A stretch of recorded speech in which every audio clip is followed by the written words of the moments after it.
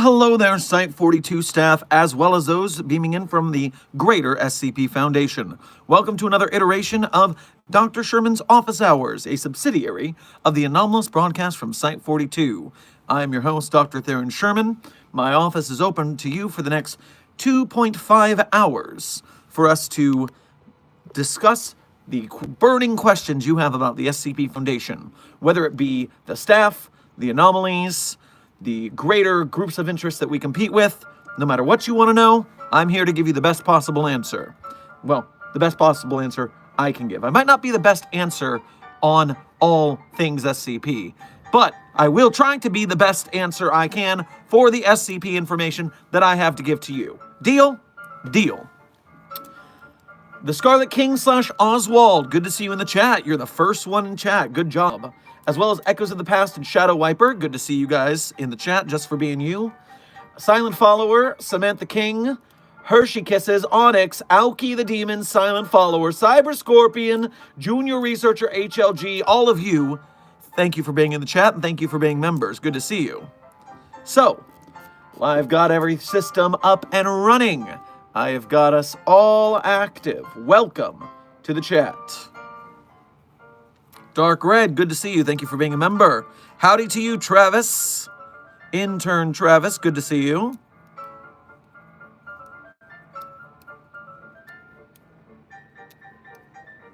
What is an SCP not on the Wiki? Intern Wiper, that is not possible. You see, if it's not on SkipNet, it's not an SCP. Even in universe, there are a lot of anomalies that are held by other groups of interest. I know that the Global Occult Coalition, for instance, calls what we call SCPs, they call them KTEs, Known Threat Entities. And that's one classification. They also have different kinds of threat entities. But that's their terminology. So those are not SCPs, even though they are on the Wiki. And so you got to think of it like that. An SCP is an anomaly that is both that exists in the SCP universe and is categorized on the SCP Wiki. So that is the typical definition there that we're working off of. Samantha King, thank you for your first donation to today's stream as well as being a member. Make sure to grab yourself a kebab on your way past the commissary. I'm watching from work night. Oh, be careful that there's no containment breaches due to your split attention, please. I have a question, Doc. What's your favorite coffee? My favorite form of coffee. So I don't like to stick to one thing very often. I like to change it up. But I would say my top tier is the 2 shots of espresso dumped in a glass of iced lemonade. The espresso lemonade. Beyond that, I would move into, say, a double shot of espresso with some oat milk, maybe a cold brew coffee with some oat milk. If I'm doing plain coffee, then it's oat milk for that. But other than that, the espresso lemonade is top tier. SCP-4521, IYU. You know what? I'm just going to call you SCP-4521 for now. And in fact, I'm going to call you -B.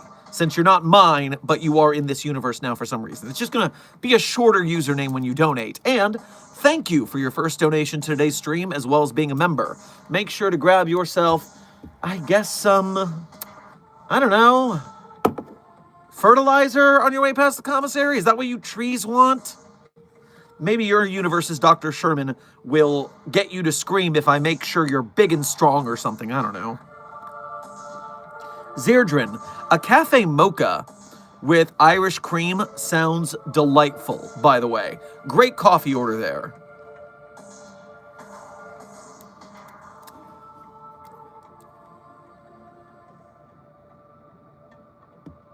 Hey, Dr. Sherman, do you like these SCPs? 527, 408, 3086, and 1233. Well, let me pull up 527 to confirm I'm thinking of the right anomaly. 527 is Mr. Fish. Mr. Fish is a nice bloke. We like Mr. Fish. You said 408. 408. Illusory butterflies, so Dr. Kondraki's butterflies. Yes, they are actually quite clever and useful, so I do approve of them as an anomaly. At least they're not one of the bad ones. 3086 I am already familiar with because I wrote that one. So I wrote the document on 3086, no fooling, it's on my author page.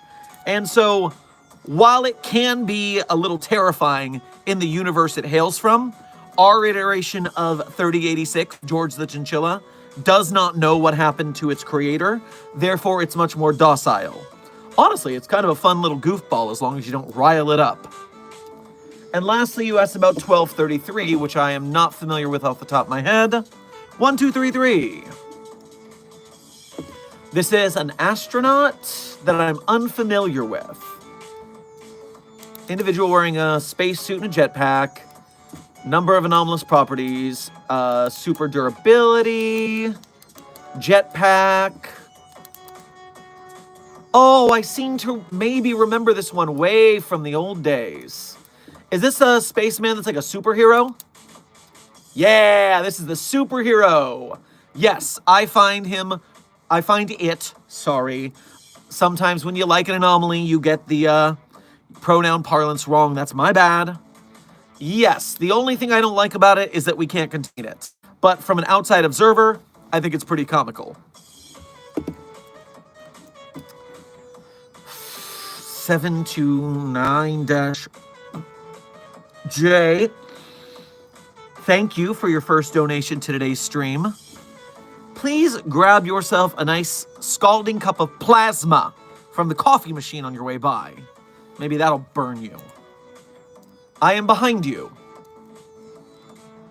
Well, I see you read the title of the stream and the creepy-ass thumbnail. It's definitely an appropriate vibe for the streams recently. Jonathan, thank you for your first donation to today's stream, as well as being a member. Make sure to grab yourself a Choco Taco on your way past the commissary. Hello, Dr. Charon Thermos? Not sorry. I don't even understand the reference there. I would like to start a large-scale expedition into SCP-1678. I sent you a list of resources to approve. You want to investigate 1678. Let me see what's on the schedule right now.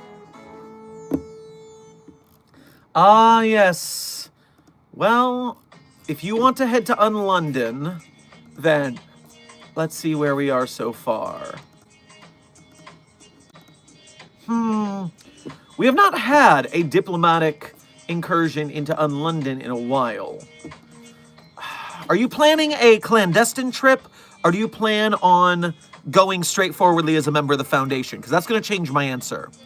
By the way, I just saw this happen, and if you are currently in the stream speaking with us, then I want to thank...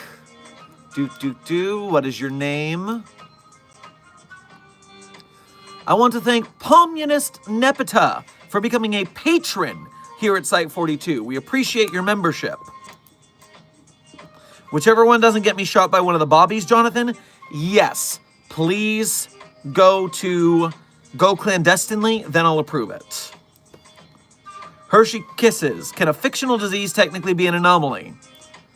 Well, I'm of two minds of this. If we talk about this at a pataphysical level, if I imagine that the authors above us are talking, then yes, many of the diseases that we call anomalous are fictional.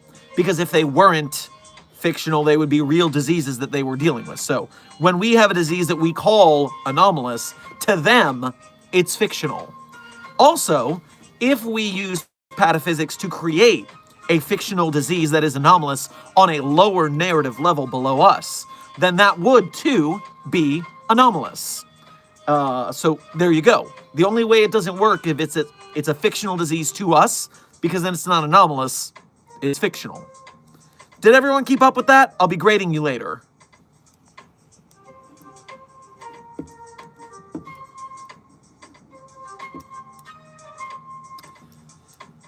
Not Error VR. Thank you for your first donation to today's stream. Make sure to grab yourself a grab yourself a Twix bar on your way past the commissary. Here, buy yourself, not much with this economy. That's fair. That's fair. SCP-4521-B, thank you for donating again. I still await ice cream being sent to my cell.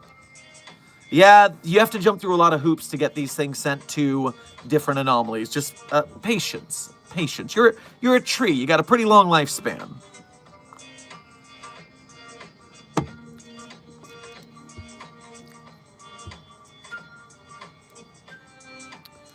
Dr. Sherman, I have a question. I'm thinking of making an SCP OC where he's a vampire who is a mobile task force member, and he basically helps capture higher and stronger SCPs. Is that allowed, and is it a cool idea? So, to answer your first question, everything is allowed on the SCP Wiki. Writing on the SCP Wiki follows the same way writing in popular fiction works, which is the rule of cool. If you can write it in a manner where it's awesome and it's a compelling story, then it flies. All you've got to do is pass a community vote. And so, if the community likes it, you succeed. Now here's the rub, though. Anomalous X-Men style characters are a commonly made fun of trope on the SCP Wiki. Not by outsiders who hate everything because they're lame. I'm talking about just SCP authors. Back in the early days of SCP, in the Series 1, Series 2, even up to Series 3, there were a lot of what we call X-Men SCPs, where everyone wanted to create their next, oh, this is my OC, and he's anomalous and grimdark, but he helps the Foundation. If you want to see a little bit of the vibe to avoid, I want you to check out, for reference, SCP-777-J, codename Darkblade. SCP-777-J is the kind of anomaly we make fun of, where it is SCP grimdark dude with a sword who's a badass, and the Foundation can't contain him, but he stays here willingly for mysterious reasons. You gotta be careful with that. That's all I'm saying. You're checking a couple of boxes that would make people prejudiced against your article/OC before you even began. And that doesn't mean you can't do it. That just means you gotta make it freaking epic. You gotta write the hell out of that article so it's so good that people will be into it. It's not impossible. You're just climbing a bit of an uphill battle. Before it was removed for not being Creative Commons, the image for Darkblade, SCP-777-J, was literally a sketch drawing of Sephiroth, so you could see exactly how edgelord they're being. And remember, that being said, if your OC is not on the wiki, if you're just doing OC things on TikTok or YouTube and goofing off and making stuff, you have a much lower barrier for entry, and you have a much higher audience because not that many people read the wiki, really. So if you can make yourself an OC that can become popular on the internet without it being official, you can get pretty far like that. So think about that as well. Do you really need it to be canon for what you want to do? Is SCP Wyatt an SCP? I will not discuss his process. 729-J. Thank you for donating again. Curiosity, what is your least favorite SCP site out of all the Foundation SCP sites? I mean, it's hard to have a favorite or a least favorite SCP site, isn't it? Because there's not many big or small ones. I mean, the big ones, you got Site 19, you've got Site 13, which I guess would be my least favorite because it's gone to hell in a handbasket. Don't like that. Site 43 is pretty popular. I mean, I'm not even going to count Site 42 because, like I was just talking about with the Vampire OC over there, Site-42 isn't canon to the wiki, guys. Dr. Theron Sherman is canon in a couple articles in very small ways. And Site-42 on the wiki is located in North Carolina, and it's run by Dr. Desai, who is written by author Random Day. Site-42 exists because I like the number 42 and I made it on YouTube. And so that's all there is to it.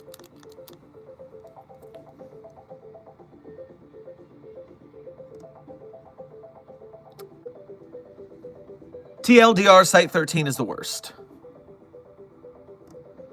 Silent Follower, thank you for donating for the first time today, as well as being a member.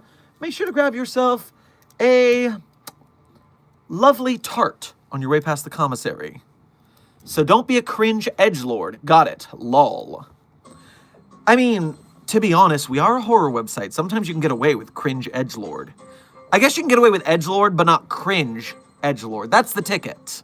That's the ticket. You gotta be a little edgelordy because we have at least a horror background. We're not a fully horror site. There's a lot of science fiction and other genres, but you gotta have at least a little edgelord. And honestly, if you're gonna make art, you've gotta be at least a little cringe. Being an artist is, in part, being unafraid to be cringe, because you have to fail and fail and fail before you make something good enough to succeed. So in that case, yeah, don't be afraid to be cringe in that case. Just be the kind of cringe that you use it to grow and get better, and suddenly you are a good artist who is also not afraid to be cringe at the same time. SCP-4521-B, thank you for donating again. If you were to pick one less mainstream SCP story that deserves to be up there with Peanut and Shy Guy, I'd probably pick The Hateful Star.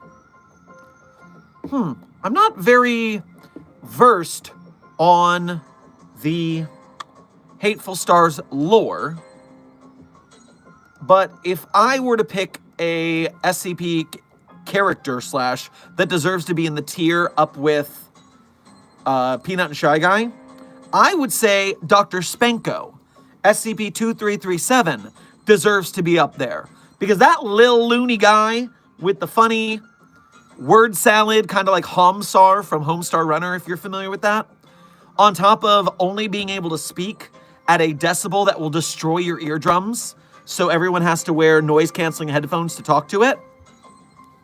Spanko is hilarious, got some great tales written for it, so Dr. Spanko is one I would elevate. You should really check it out.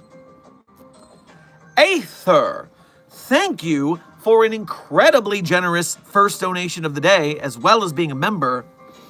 What I want you to do,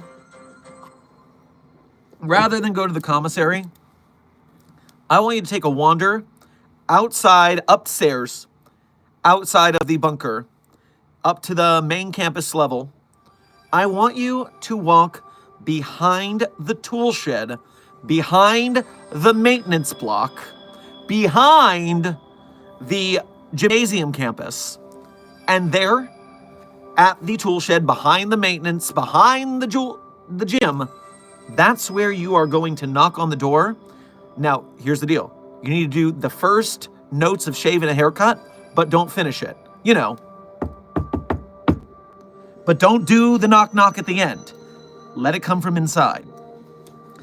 Once you hear that, you are going to open the door. They won't open it for you. You open the door yourself. And once you're inside that tool shed, just vibe. Enjoy yourself. Hi, Dr. Sherman. Sorry I'm late. Oh, don't worry. We've only been streaming for about 20 minutes. We have 2 hours and 10 minutes left in the stream. I was helping my Seraphim buddy with a few things in his pocket dimension, and before anyone asks, yes, they is a furry, and I left you some homemade strawberry ice cream outside your office door. Oh, wonderful. I will enjoy that ice cream toot sweet. Get it? Because toot sweet means quickly, but also because ice cream is sweet. See, you're all here with me.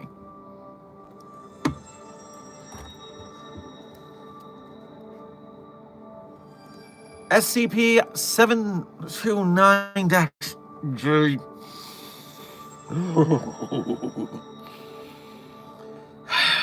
Thank you for donating again.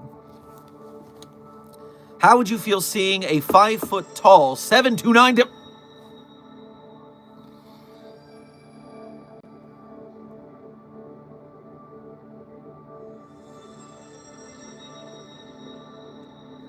I would activate the on-site nuke. I would activate the on-site nuke.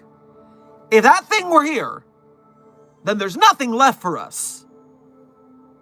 5 foot tall, that thing. Oh, what the terrible universe are you imagining? Oh, pardon. Also, whoever said my shirt was cool, thank you. We see eye to eye on that.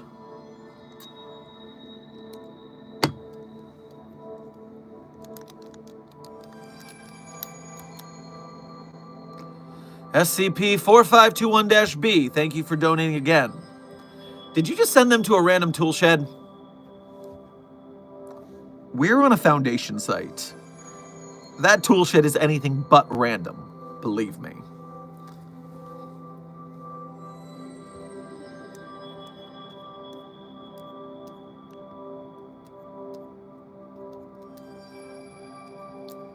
I just realized I can use the Site42 custom emojis. Junior Researcher HLG, enjoy your Site42 membership benefits. And Des does not mind if you spam the member emojis, so have fun. Badness, good to see you in the chat. Thank you for being a member. We're just chilling here. We're just getting started the day.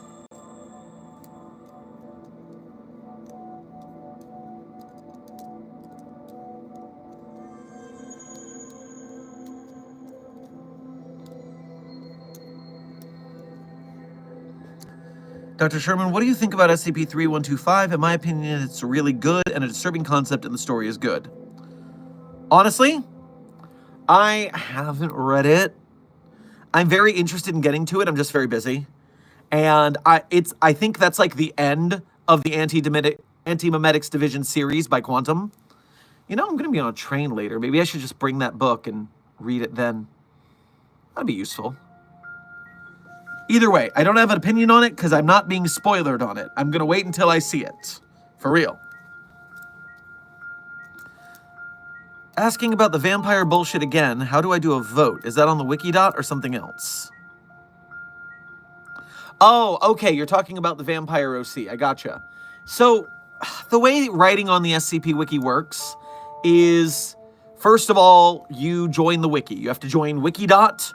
And you have to join the SCP section of Wikidot.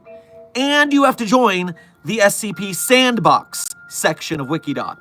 So even to start your journey, you have to sign up for 3 different things. You have to join Wikidot to get an account, then you need to apply to the SCP Wiki, then you need to apply to the SCP Sandbox. Although, if you're approved for the Wiki, you're approved for the Sandbox. It works out. So, from there, you must get your first article greenlit. There is a forum on the Wikidot, and you go there, and you tell them your idea, and some author, one of the critique team, is going to say, I think that sounds like a good enough, well thought out idea that you can write that and not waste your time. Because what the Greenlight team is there to do is they're there to make sure that your idea isn't just not worth writing. Because, yes, every idea is a good one, but like I said, every idea has positives and negatives that make it more and less likely to be written. And for someone to write something really cliche and tough to get by, you would need to be an exceptional writer to make it good enough. So they're there to like gauge you and your idea and be like, all right, you should write that. Or maybe you should think of another idea. Once you get greenlit, then you write your article. And you write it all out, you do your outline, you write it, you get everything right. Then you get critique. And there's 2 main ways to get critique. A, you go to the critique forum. Now, remember, the SCP Wiki staff is unpaid. This is a volunteer organization. And you might know that being an editor for books and stories and magazines, that is a paid job. A real professional gig. So these are volunteers, a limited number of volunteers, with a whole influx of people wanting critique, and they're not getting paid for it. So you've got to give the critique team some grace, because they're working hard, man. There is a sea of stuff, especially now that we have AI articles, and they have to parse through all of them to make sure they're not AI generated. Ugh. So, with that, they will look at your article eventually, and they'll let you know what they think and what you need to fix. The other way to get critique, the way that works a lot better, is to make friends with other writers. Now, maybe you have some friends who are writers. That would be very helpful and lucky for you. But if not, you should hang out in SCP Foundation spaces, get to know the fandom, become someone people like and people know about, who's a good friend, and then trade critique. I'll critique your article if you'll critique mine, that kind of deal. You get in a transactional friendship, but not in a bad way. In a, we're helping each other out because we're artists and we're buddies and we're teaming up to help each other get better. Because you need to get about 2 to 3 rounds of critique before you're even close to ready to post. You need to write your article, get critique, change what you think is necessary from that critique, get more critique. Maybe the second person says something that the first person said too, and you didn't believe the first person, but now 2 people have said it, so maybe I should change that. You do that until you get your round of critique where they say, hey, I think this is great, no problem, post it. Then you post it, then the vote happens automatically. You don't need to set up a vote. Once you post it, it goes in the feed of newest SCPs, and everybody who's online at the time will read it. And they will go, yes, or no. And they're not going to be mad or angry unless you're a jerk about it. They're just going to say, hey, I like this, or hey, I didn't. And especially because when you post something to the wiki, it is supposed to be a finished work. It's not for drafts. Whew. Was that a good explanation? Do you feel more in line with the SCP writing process? If you need more help, I have a video compilation on this channel called SCP Writing Tips from SCP Writers. You can also go to the guides and rules on the SCP Wiki proper and read all of them because they have good information. Hee-haw. All right. Let me catch up on some donos. That was quite a rant. Jonathan, thank you for donating again. All I'm going to say for the 729 dash...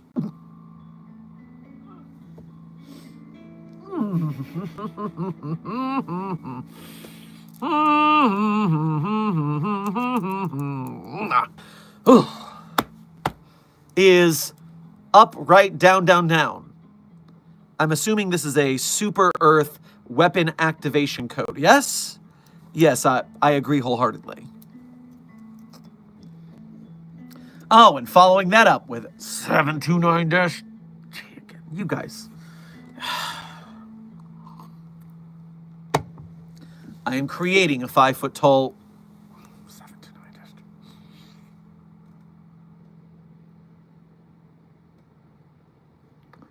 Well, thank you for telling me. I'm going to do everything I can in my power to stop you from completing that mission, because I do not want to blow up Site 42, thankfully. Jazzy Boy. Hello, Dr. Sherm. I missed it. How was the chip? The hot chip went down about, what, a week ago now? And it went pretty well. Because I'm a boss, and I am stoic, and I successfully tanked the chip. If you want to see it for proof, you can go back to the 10th anniversary of Site 42 birthday stream. That was a week ago. You'll see the thumbnail. There's a birthday cake. Junior researcher Sally made a very nice picture. And at the exactly 2-hour mark, I ate the chip. I put it in a good place. That way you could find it. So go enjoy that if you want to see what happened.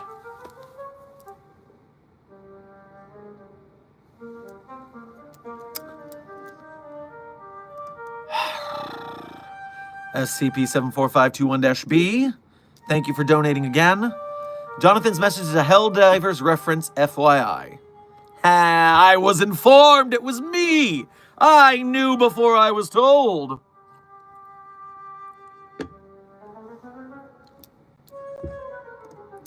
Gamer, thank you for your first donation to today's stream as well as being a member. Make sure to grab yourself a jelly donut on your way past the commissary.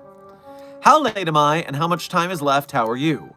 You are at the 30-minute mark right now and we have 2 hours left. So I'm doing fine. How are you doing? Ghost Cowboy, thank you for your first donation to today's stream. Some people call me Ghost Cowboy. Some call me the Cowboy of Ghosts. Some people call me a ghost. Go grab yourself some jerky at the commissary. I'm back. It's nice seeing you again. Well, welcome back, and it's nice seeing you too. SCP-4521-B, thank you for donating again. Walks into your recording studio trially. Yo, sup?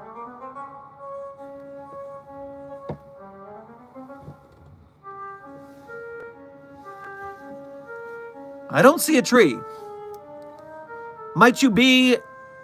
Why would a tree be incorporeal or intangible or invisible?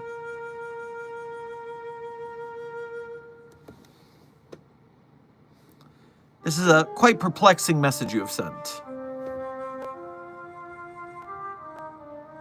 Feeling a little paranoid, but I'm sure we'll be fine.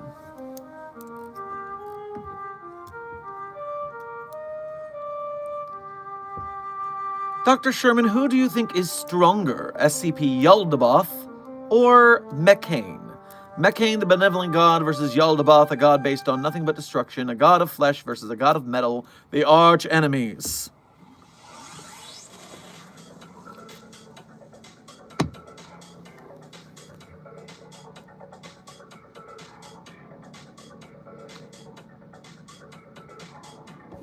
I have one way to figure this out. Give me a moment. Database check.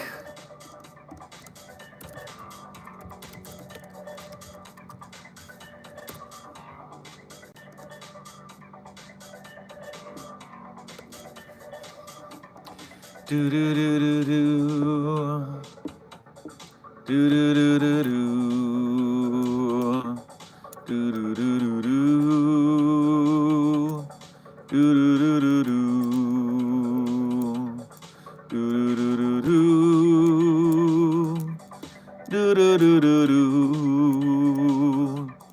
Do do do do do. Do do do do do.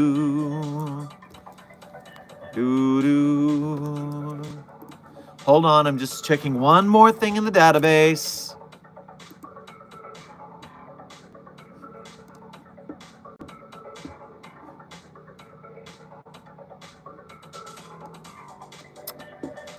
Well, it seems that according to those who ship anomalies, that Yaldabaoth is the top and Mechane is the bottom. Therefore, Yaldabaoth would win. I'm not answering any more questions on that.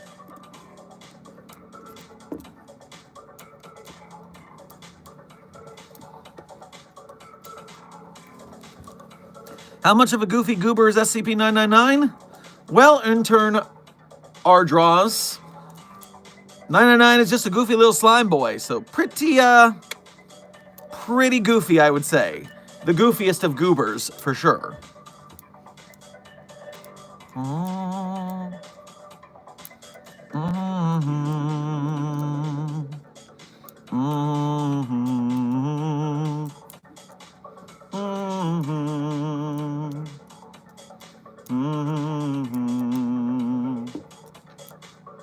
SCP-4521-B, thank you for donating again. Of course you can't see me. I rolled a nat 20 on my stealth check, plus my stealth modifier, which is really high because no one suspects a tree. So, what you're saying is a huge freaking nerd. Yeah. Did not know trees could be nerds. This is news. Interesting. I'm learning a lot today. Not that being a nerd is a bad thing. I play Dungeons and Dragons, it's fine. Foxpex, good to see you in the chat. Thank you for being a member, and thank you for your member message. If you could have one evolution as a pet, what would it be? I think...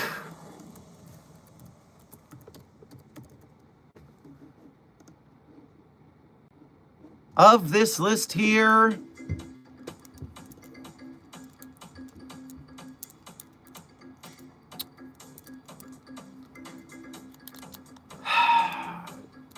I change my answer every time, but today my answer is going to be... Glaceon. Ice supremacy. Oh, no. I changed my mind. Not that. Grass type. Leafeon. Changing my answer. Don't clip that. That's not what I said. Shit.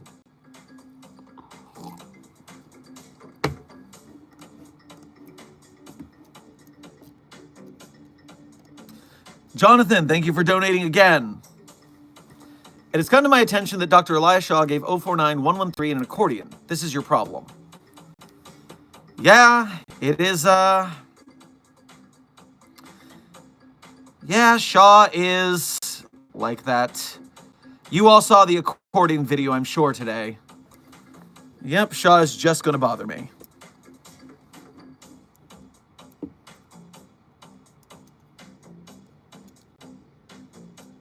The amount of people saying clipped in the chat when I clearly said not to.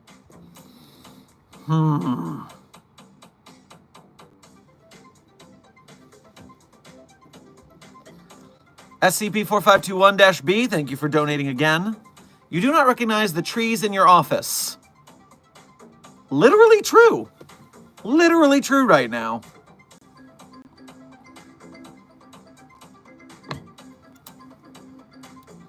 Which do you prefer, Doctor? Accordion or bagpipe music?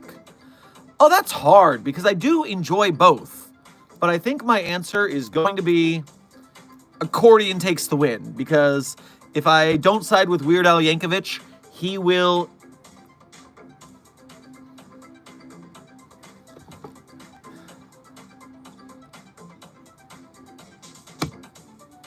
I'm saying nothing to endanger the hostages.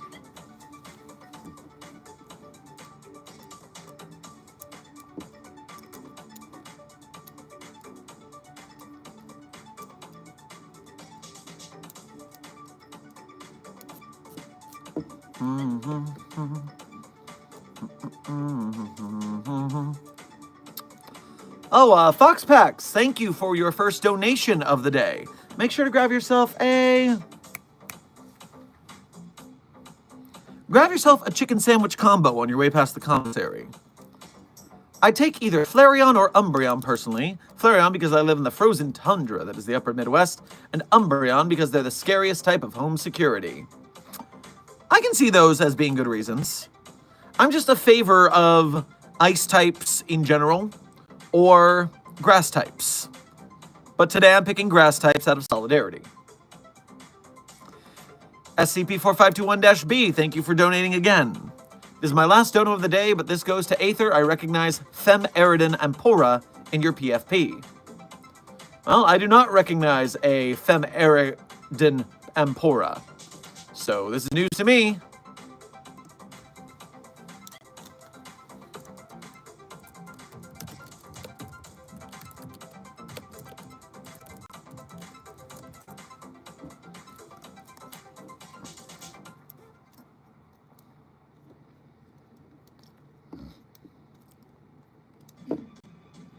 What if I cure myself of all diseases and then talk to SCP-049?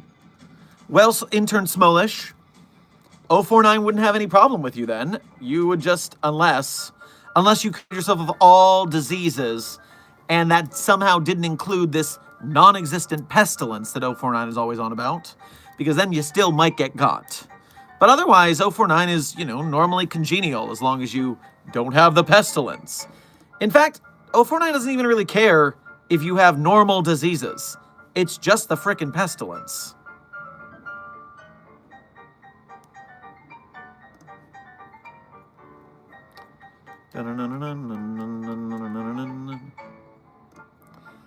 Agent Charlotte, thank you for your first donation to today's stream.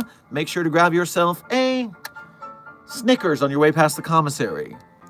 I found a cognitohazard. I should totally keep... Well... Goodbye, Agent Charlotte.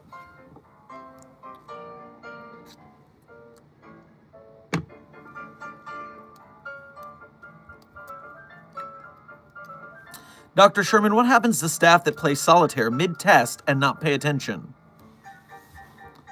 If you are caught not paying attention to your experiments, there will be consequences.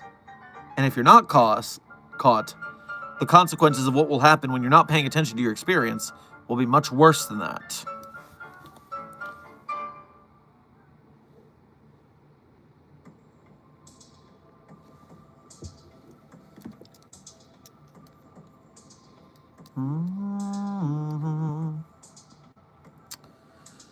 I do need some serious help with the SCP Wiki. It's just not letting me log in or create an account. It won't send the email to me, so that's the problem. I am logged on to Wiki It's. So here's the first big hurdle. Now, I'm going to tell you this, but very importantly, this is in the rules. And this tells me you probably might not have read them thoroughly enough, because this thing I'm about to tell you is the first hurdle. And you got to make sure that you're not tripping before the race even starts here. Email addresses from Hotmail, or if they have any numbers in them at all, do not work with Wikidot. It's a glitch. It is a known glitch. It's been that way for years, and they haven't fixed it. And if your email is from Hotmail or has numbers in it, then Wikidot does not recognize the email, therefore will not send you verification emails. In that case, you need to make a whole new email account if you want to try and join. Now, if that turns out to be the case, I need you to read the rest of the rules, because I'm not going to take you step by step through the whole process. Sorry about the earthquake. You got to take some initiative here. You got to be a self-made person. It's not bringing yourself up by your bootstraps, because that's literally impossible. That is a phrase that used to mean it is a foolish thing that can't be done, that people today have taken as gospel as a thing that's aspirational, because, oh my God, that's so silly. But anyways, so you need to build yourself, self-made person here. You need to read the rules. You need to do what you got to do. I can't guide you through the whole thing one step at a time. So if that is what it is, you know what you got to do now.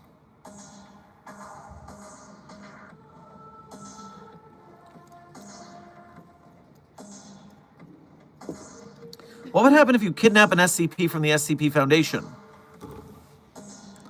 We will find you, and you will not be pleased when we do.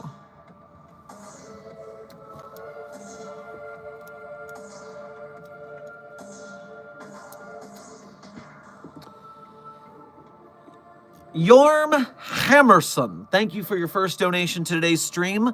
Go ahead and grab yourself a pack of Skittles on your way past the commissary. Clockwork virus mixed with the flesh that hates. What do please help?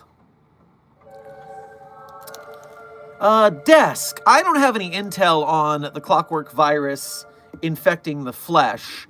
Do you have any reasonable background on that at all? I'm pulling up the database now.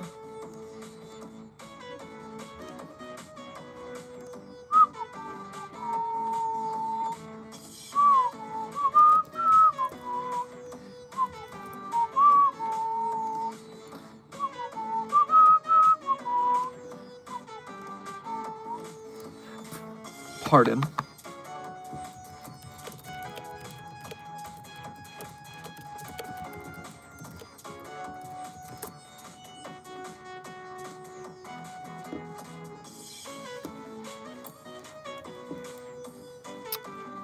So, first things first, it is known that the flesh that hates is a much more virulent virus.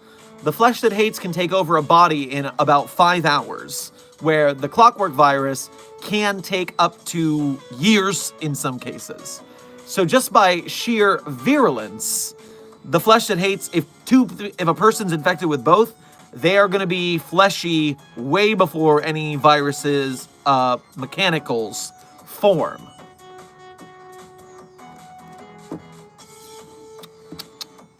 Continuing to see if this ever happened. It doesn't look like we have a case study of crossover that I can look into, unfortunately.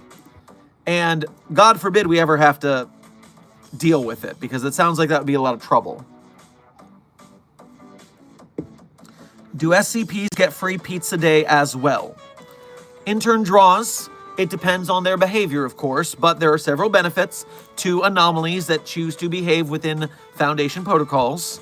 And Pizza Day can be one of them, although they're not going to go to the commissary. We'll bring the Infinite Pizza Box to their cell, and they can have their pizza there.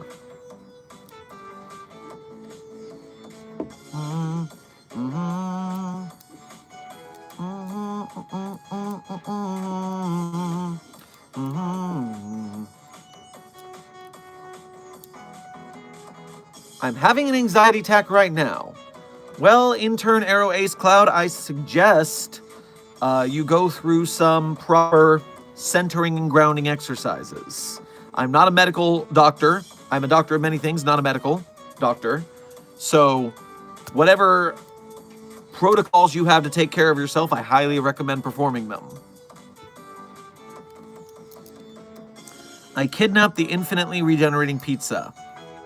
Very funny. Ha ha. But our Infinite Pizza Box is en route to the next site where they're having Pizza Day. I have got no word of any sort of breach or robbery on security feeds.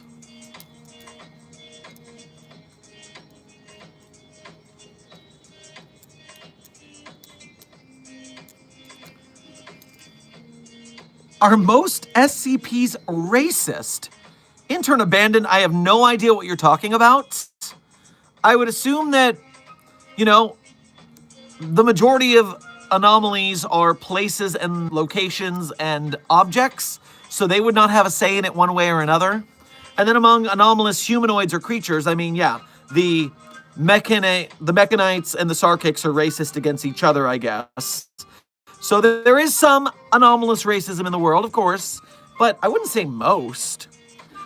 Really funny in the racist anomaly front, though, this is why I brought this up, is if you're familiar with an anomaly by the code name Humans Go Home.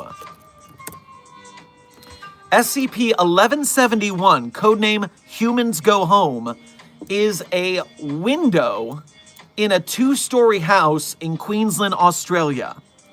And if you write in condensation on the window with your finger, then something in another dimension will respond back. And that something is an alien who is racist against humans. And we had very funny conversations with this racist alien over the glass window talking. It was pretty funny.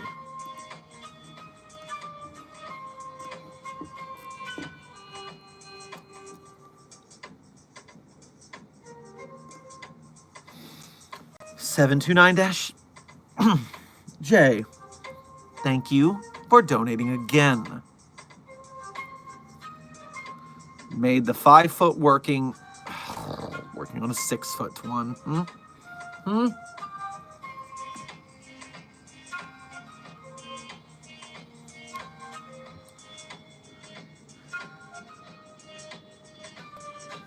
I will not XK this universe. I will not XK this universe to get rid of that thing. I will not XK the universe to get rid of that thing. That is against protocol. It is against the mission statement of the Foundation. I will not XK end of the world scenario this planet to get rid of that thing. Sometimes you just gots to say your mantras.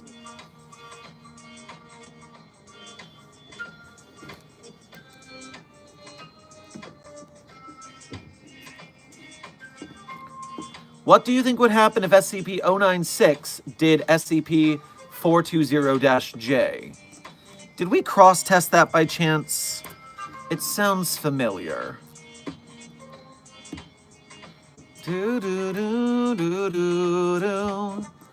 Nope, it's not on the listing. Well...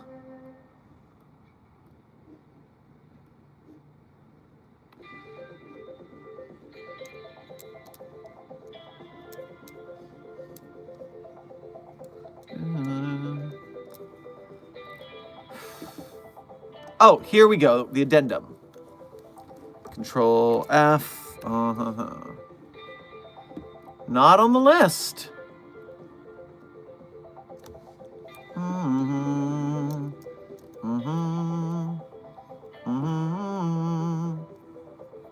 Oh, we gave it to Dr. Spanko. That's wonderful.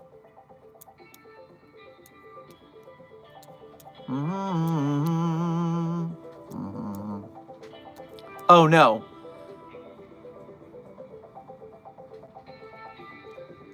Oh, yeah, we did. Excellent. All right, well, we didn't test it with 096, but, we can't look at its face without getting killed, so it would be probably pretty hard to get in there.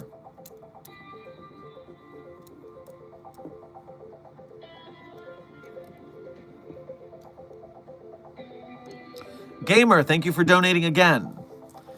Expected read the rules to the wiki if all I want to do is read articles and vote on articles. I thought I only had to read the rules to make articles. So the first page of rules that you're going to find on the SCP Wiki, I'll show you this real quick. Let me go to the database. Now, when you look at the wiki, you are, on this side, going to see Guide for Newcomers, Join the Site, Contribute. You are required to read the first two. Join, Guide for Newcomers, and Join the Site. Because, or I should say even, Join the Site is the only one that's required. But when you go into Join the Site, then you're going to see a link to the site rules and the required reading. So go to Join the Site, and then Site Rules and Required Reading.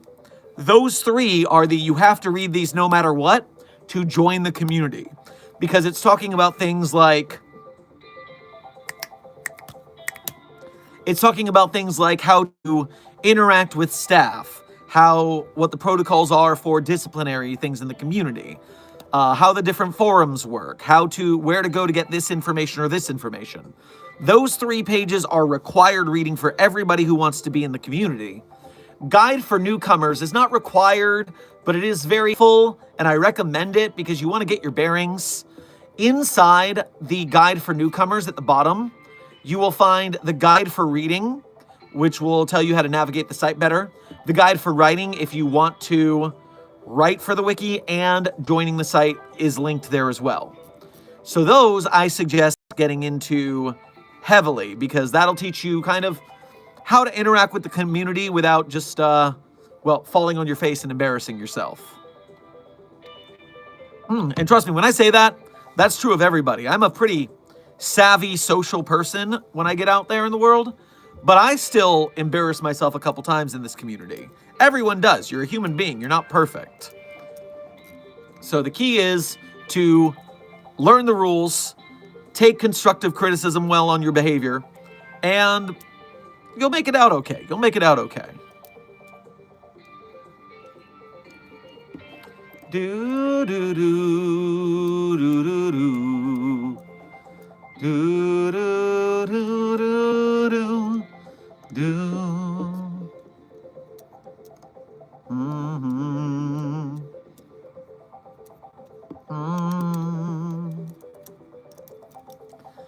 Intern Luke Dynamite. Dr. Sherman, do you have an actual degree or are you a fraud? I'll have you know I have 7 PhDs.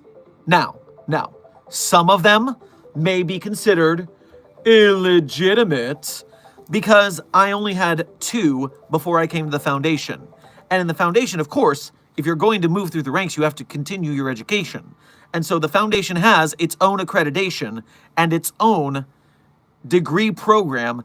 And there are some who say that it's not rigorous as standards out in the world, but I press X to doubt. I think it's just fine. I think my education is right where it needs to be for the work I'm doing. Masked memory. How are numbers determined?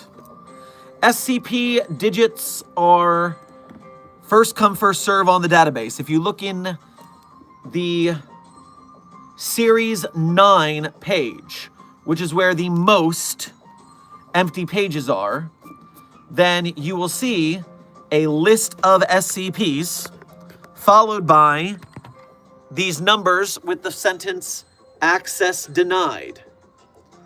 The access denieds are the open anomaly slots. And so that is where you would insert your new SCP after you wrote it and were ready to post. Now, some people do go the extra mile and they list different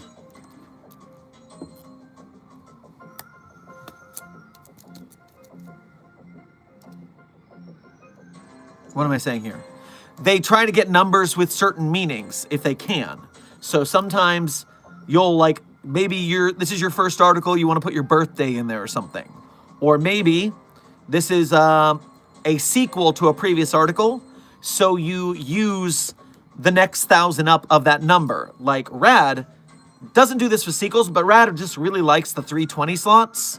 So 5320, 6320, 7320, 8320 are all Rad ventures. So there's different meanings people will have for different numbers. It is up to the author if they're assigning a meaning for some reason.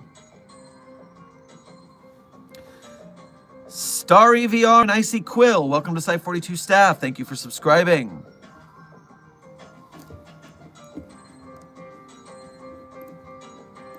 Are you on drugs, bro?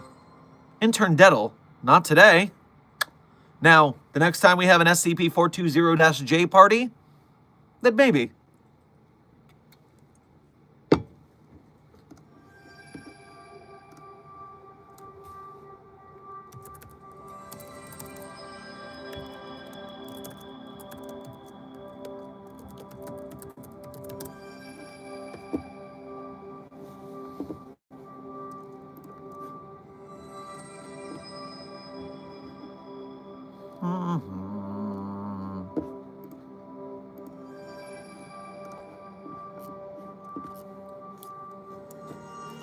Mindwolf, good to see you in the chat. Thank you for being a member. Oh, I did not realize this earlier, but we have more likes than viewers in the chat. Congratulations on hitting that like button properly. I don't realize what time that passed, so I know we've done it in less than an hour, but perhaps it was even sooner than that. Congratulations, staff. You did it. Now, make sure you keep hitting that like button, because that's how we lure people into the SCP Foundation fandom, kicking and screaming. One of us. One of us.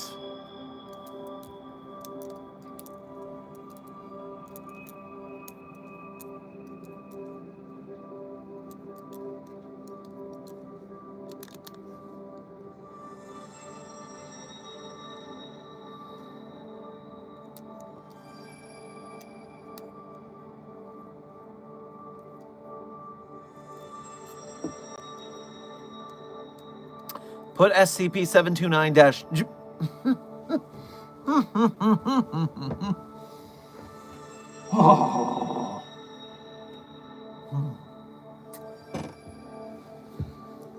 in front of the tree, and it's guaranteed to scream. I am still waiting on approval for that test. Garam Ethics Committee has qualms about exposing anything to that thing.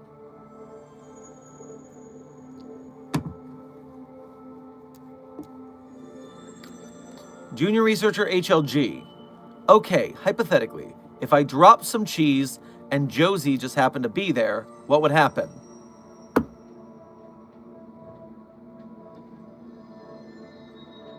What do you think would happen, Junior Researcher? Do you think that we would believe that it was an accident? Just a slip of the hand? That happened to be near an anomaly you are specifically ordered not to give cheese to? Huh.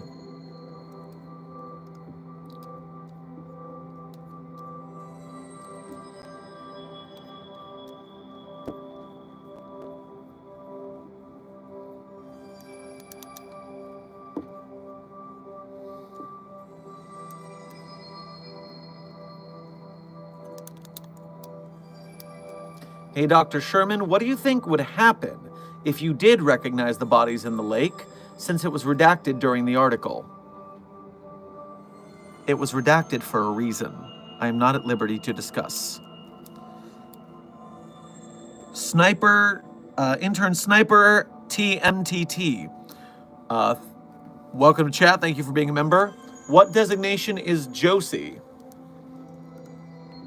Josie is 529, right? 529 is Josie?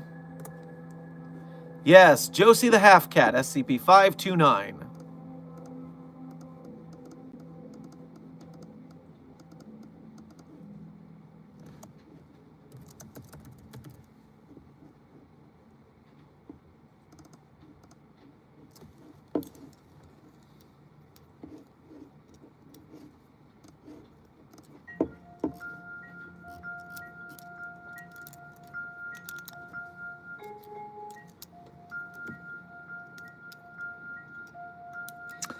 Can SCP-294 dispense SCP-354?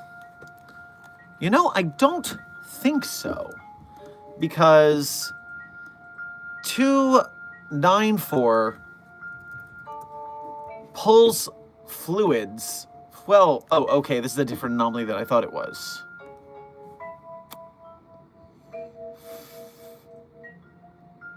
The answer to my question is I would not ask it to, because I do not want another vector of those things coming out of it. And so if we move that, we might end up with a second smaller lake. After all, we've seen numerous anomalies where even out of a cup of water, something will come out. There is SCP-3579. SCP-3579, codename Instigator, is a telephone line where you can order an alligator, and an alligator will anomalously spawn near you. And not only will it anomalously spawn near you, but it will spawn out of particularly strange places. Let's see, a bowl of water within a 2-roomed research laboratory. 3 alligators came out of this bowl of water. How? Who knows, man? Meanwhile, there is that anomalous Cthulhu fish monster that you get teleported to its dimension if you go into the wrong body of water at the wrong time. And so if you take a bath, you end up in this endless ocean area where the entity tries to eat you. I forget the designation for that one. Either way, we're not testing that. End of story.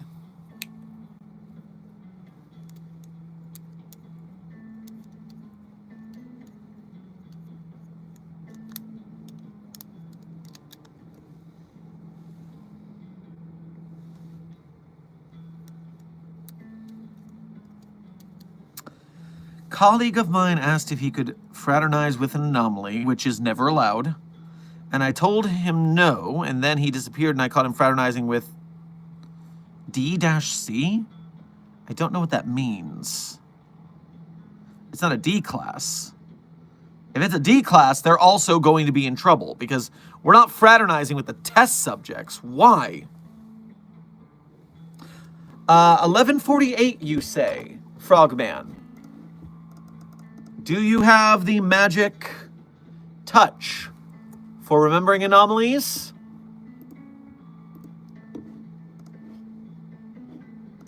Imperfect image. This is not what I was talking about. Nope, nope, nope. Did not succeed.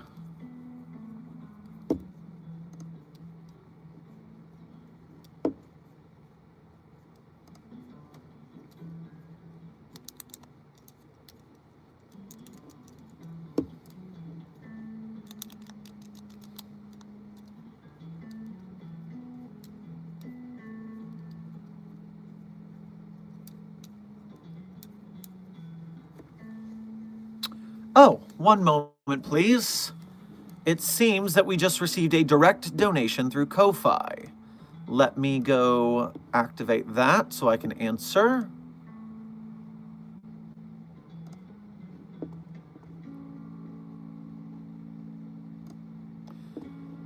Fanemy, thank you for your first donation through Ko-Fi of the day. Make sure to grab yourself a cola on your way past the commissary. Reminder, the effort to go through Ko-Fi for donations is appreciated because YouTube takes 30% of every super chat. So direct donations through Ko-Fi come all the way through. You don't have to, but it's happy to appreciate it if you want to go that route. Hey, Dr. Sherman, since we learned that trees can be nerds, what if we get 452 into D&D and then make it roll nat ones repeatedly? 7 in a row got me to scream pretty well. Or even easier, if we can get it into role-playing and specifically acting as an interest, we could convince it to be in a scene where it would want to scream, like the death of a loved one or the death of a big battle where it's about to heave an axe, and maybe it will scream due to the RP opportunity. All right, I like what you're putting down. This is a way that we haven't thought about it before.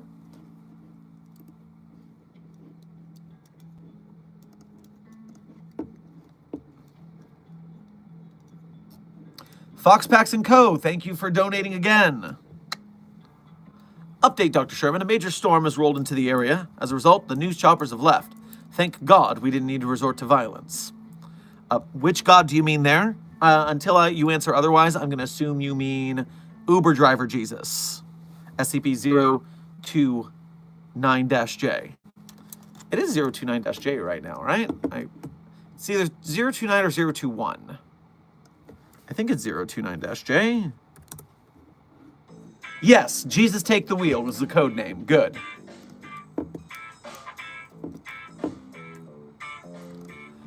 Intern Researcher Ginger, thank you for your first donation to today's stream as well as being a member. Make sure to grab yourself a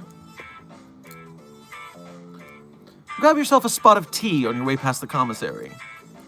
Do you like any new analog horror on YouTube? I believe that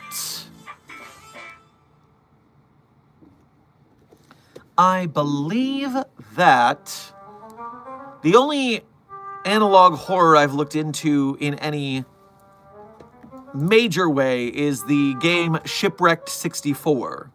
That I watched a bunch of series on. Nick Nocturne covered it. It was a very good time. But past then, I haven't really been paying attention. I've been very busy recently, and it's a fairly new art form, so only the really big ones hit my radar. Oh, Synthetic Alien! Good to see you in the chat. Attention Site 42 staff, I know one of you used SCP-865 to shoot that D-Class's crotch. And while I did laugh out loud watching security footage, we still have protocols for a reason. I have to agree with Synth here. Despite any hilarity in said prank, we must be professional, please.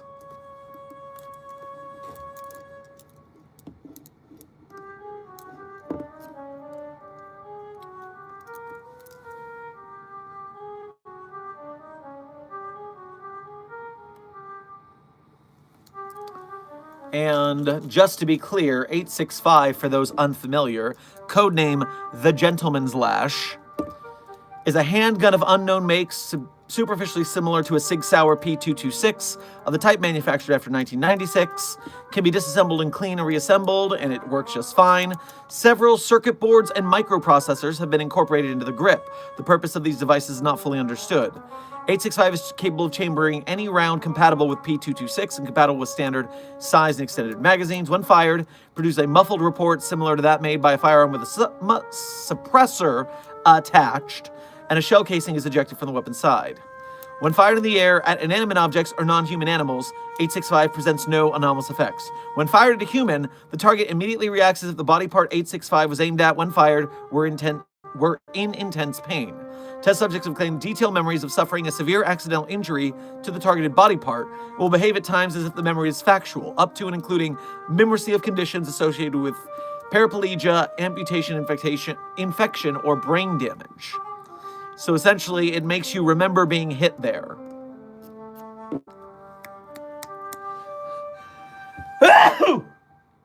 Aye. Pardon.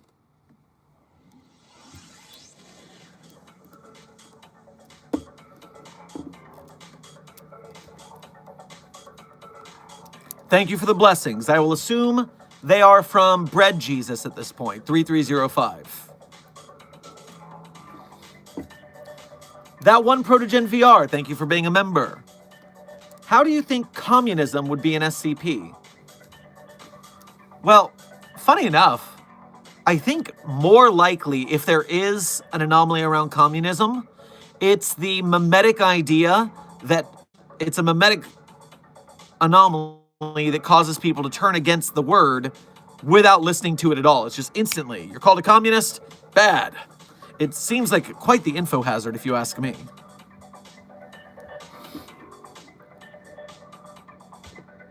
Uber driver Jesus is wild. How have I never heard of this? Oh, intern Barbados. You gotta be kidding me. SCP-029-J, codename Jesus Take the Wheel. Uber driver Jesus is driving around Newark, New Jersey, posing for hire as an Uber driver. The car is a throne. Thrones are depicted as great wheels containing many eyes and reside in the area of the cosmos where material forms begin to take shape. They are usually depicted as the literal movers of the throne of God. 029-J-1 takes the physical form of all four wheels. 029-J-2 has been identified as a seraphim, most likely Michael. Seraphim are usually depicted as having 6 wings, one pair covering the face, another the feet, the last to fly with. They are not normally depicted as humanoid. 029-J makes up the chassis of the vehicle. 029-J-3 is identified as an archangel, most likely Gabriel. Depictions of Gabriel usually include a horn of some variety, which he proclaims God's majesty. Reports of Gabriel's physical form vary. 029-J appears to only include Gabriel's voice and is the radio and sound system of the vehicle. And finally, -4 has been identified as a group of 12 cherubim. And they are the, basically, reindeer sleigh of Jesus' sweet ride. So yeah, Uber driver Jesus. Pretty chill dude.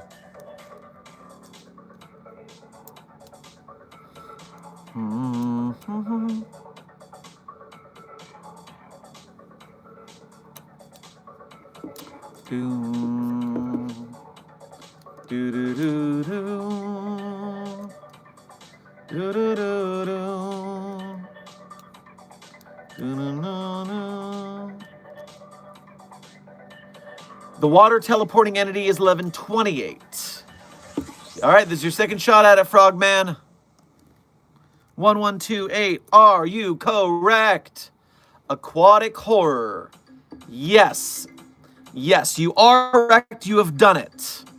The anomaly that if you are given a full description of the being's appearance through either spoken or written depictions or visual depictions of it, as in seeing it, then you will, if you are ever fully immersed in water, then you will disappear under the surface of said water, regardless of the water's actual depth. And you will appear in its aquatic domain where it will eat you or something. So yes, it is a mimetic horror. We do not talk about it.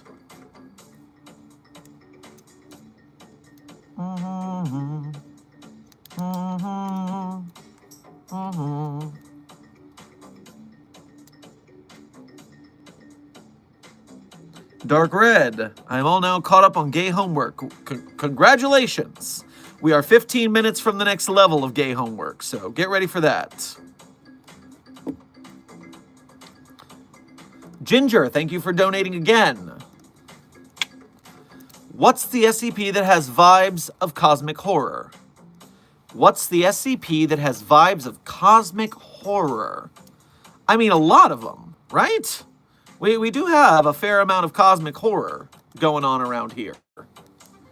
One could be very literal and say SCP-2662, since that is in fact a Cthulhu entity. We could also voice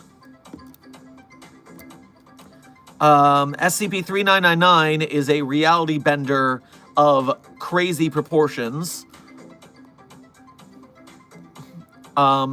You You could go as big as, say, the Scarlet King or Mechane or Yaldabaoth when it comes to greater outer entities in the SCP cosmos.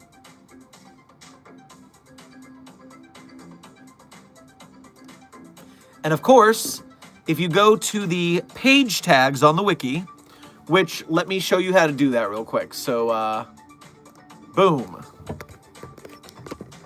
Let's say you're staring at yesterday's gay homework, SCP-8558, and you scroll to the bottom of the article. And once you get to the bottom, you see the tags. These tags are the different tags of subject matter in this anomaly. So let's go to humanoid real quick. So it will populate all pages tagged as humanoid, of which, of all the anomalies we have in the database, there are 2,432 humanoid anomalies tagged. That is so much. That is so many anomalies that are tagged humanoid. And then you go down to the tag cloud, and you find all of the tags available. And if we go to cosmic horror,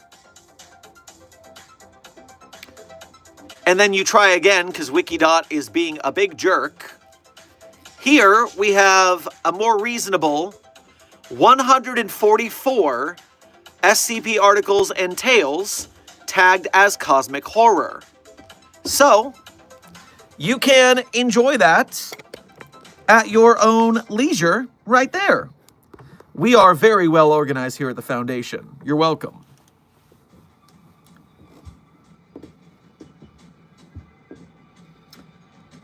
Intern K-Man, thank you for your first donation to today's stream.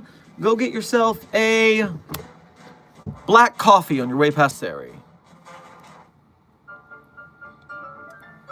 Get a setup reveal, please, gang. A setup reveal. Oh, my watch says it's time to stand up anyways. Give me one moment.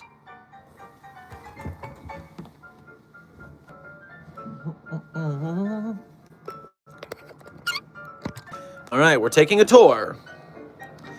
So, outside of the recording booth, we have the main database.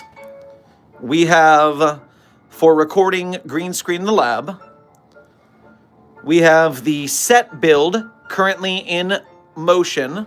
This is going to be a practical laboratory set. That way, we don't have to use green screen anymore. That'll make our videos easier to produce. Big honking light. We have the miniature terminal, which links to the recording booth. And so this is the audio lab. So yeah, it's a pretty nice laboratory.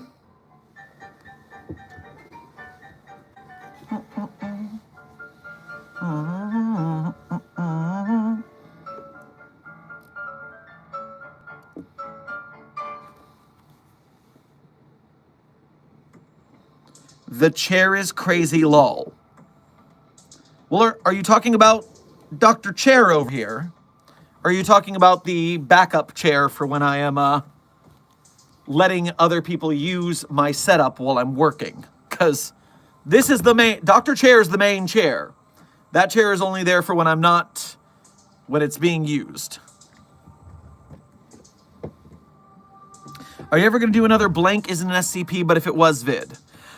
Intern Wiper, yes, I am working on 2 scripts for that right now because the Slay the Princess script got away from me a little bit. It is, you know, very reality-bending entities. There's a lot to cover. So I'm switching over to an easier script for a little bit. But I am working on the series. It's just taking some time. DeathPlayer1, thank you for your first donation to today's stream, as well as being a member. Make sure to grab yourself a Hot Pocket on your way past the commissary. Could I grab the Death Wish coffee extra strong? Well then, yes, you can.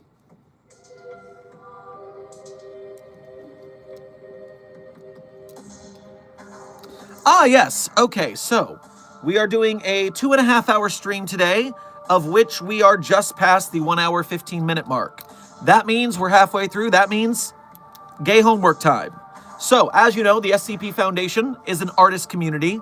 They usually tend to be on the more LGBTQI side of things than the general populace, and the SCP community is no different. So, right now is the SCP Wiki's PrideFest, where the SCP Wiki is highlighting LGBTQIA articles on the site.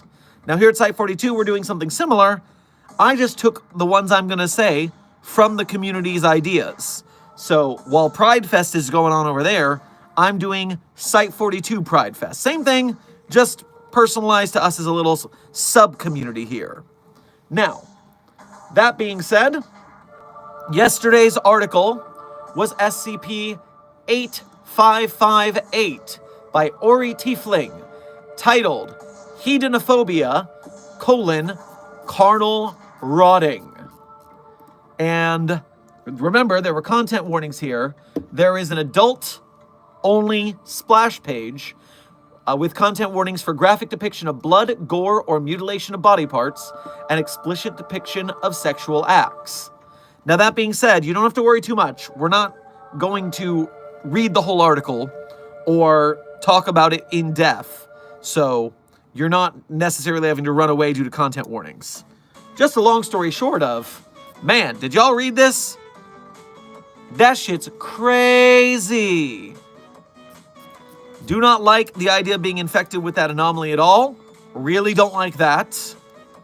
And then the relationship between the two researchers, the one who was infected and the one that was uninfected, was very well written. I think the in-depthness that Ori goes into how bad this infection is on the person infected is, woof, hurt real deep. And then finally, just like it was, I think it was the day before, or no, it wasn't the day before, but a running theme at the Foundation is that we're not the good guys.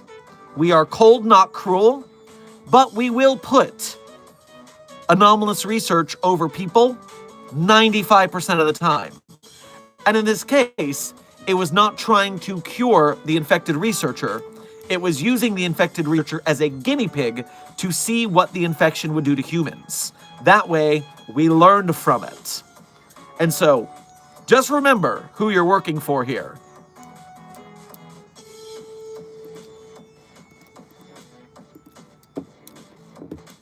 So yes, excellent article, very graphic, and yeah, working for the Foundation can be tough sometimes.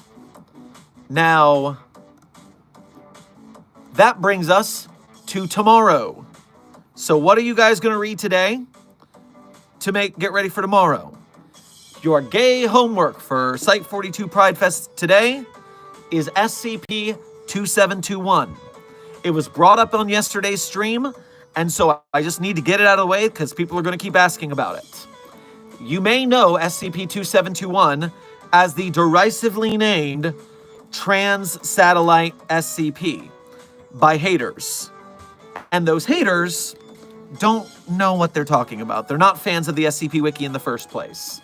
Instead, you read this article, and as I was starting to say yesterday, while the Tumblr speak grates on my nerves as a human being, I do understand what this article is going for, and it is well written for what they are trying to do. And a lot of people don't understand that about writing. Sometimes you gotta write something bad on purpose. Sometimes you gotta write something that grates on your nerves because that's what the bad guy would do, or that's what this person you're doing with would do. So, that is what you need to think about when you're reading things like this. And also, thankfully, the moral of this article is quite nice. We're actually getting a winner here. So when you get to the bottom and you enjoy the wholesomeness of this article, we will get to tomorrow bask in a little bit of happy times before we move on to the next probably bad thing that happens in the SCP universe, because not a lot of good things happen in the SCP universe, to be honest. So, now that you've got that, our time check is we are at 3 p.m. my time That means we have 1 hour left in this stream. We are in the last hour, people.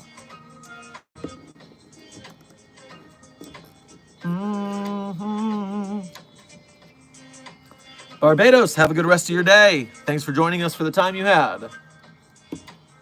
What if SCP-096/The Shy Guy landed on the sun? Intern Jojo, this has happened before.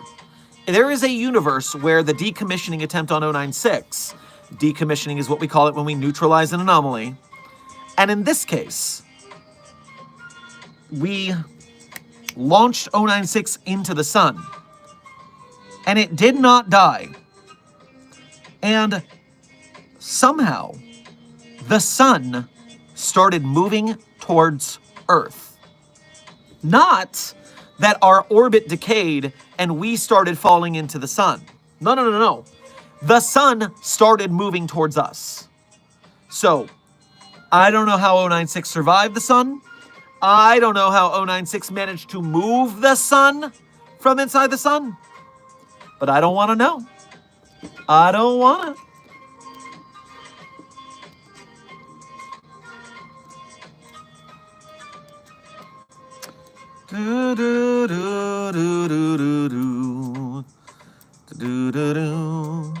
Could you make SCP-4521 scream by causing it to create contact with SCP-113? Well, if I'm remembering rudimentary biology when it comes to plants, then I do believe that plants have gender, right?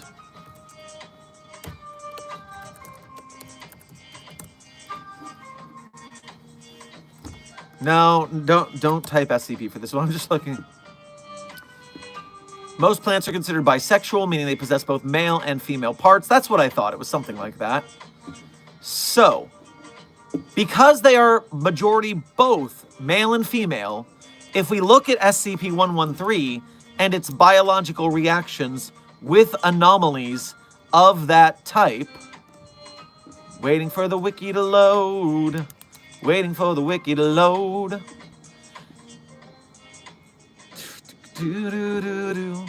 Male subjects became hermaphrodites, and hermaphrodite subjects were unaffected. This is for Komodo dragons, which have ZW/ZZ chromosomes.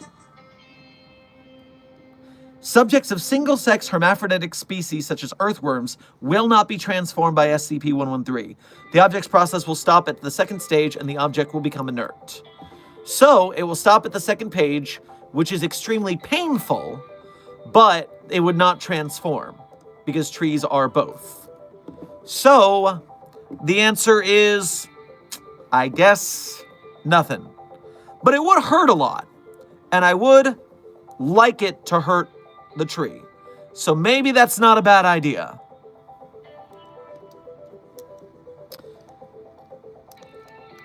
Researcher Herman, thank you for donating again.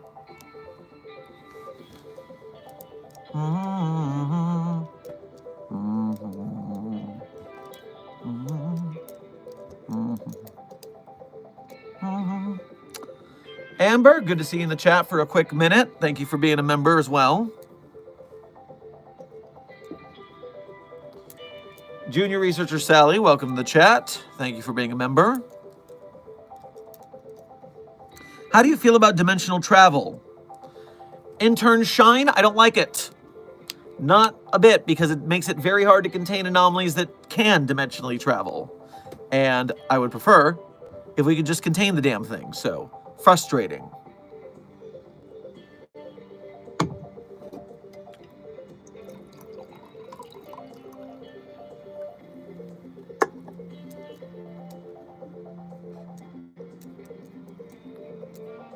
Dr. Sherman, I have a question. Can we have a poll for who today's Jesus is? If you guys want to have a Jesus poll, far from me to stop you. Who is your SCP Jesus of the day? Add option, add option. Red Jesus 3305.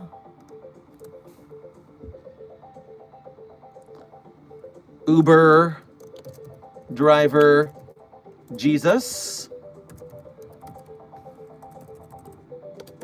029-J. Vor Jesus 5991. And Jesus, we'll go with the nickname for 6542. Milk Jesus or Jesus? Who is the Jesus of the day?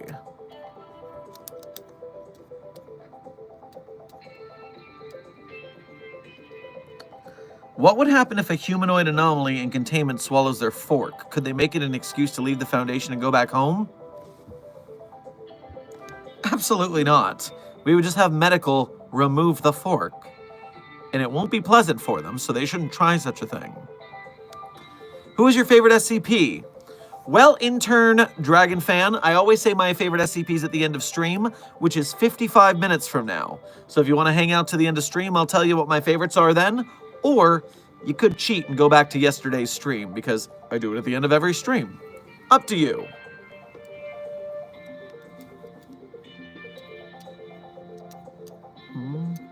I return, also very stoic with the chip. Congrats, yes, I did just watch it.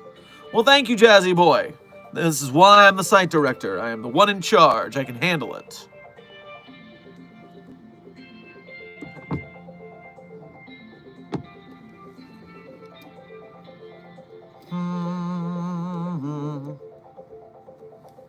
How do we have Bill Cipher and the phone guy in the same chat? Well, intern Winchell, you've got to imagine, we're broadcasting through anomalous back channels in the YouTube algorithm. They can only be seen by Foundation staff in most universes.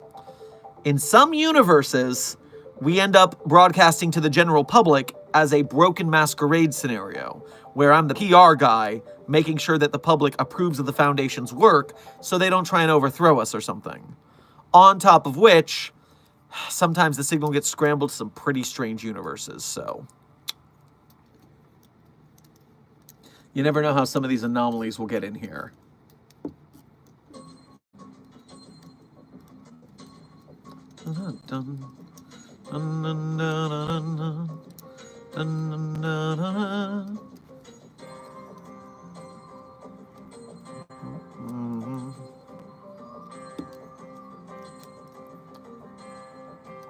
What if you gave the tree that will not scream a straight pound of Colombian cocaina, and see if it gets high enough and screams from excitement?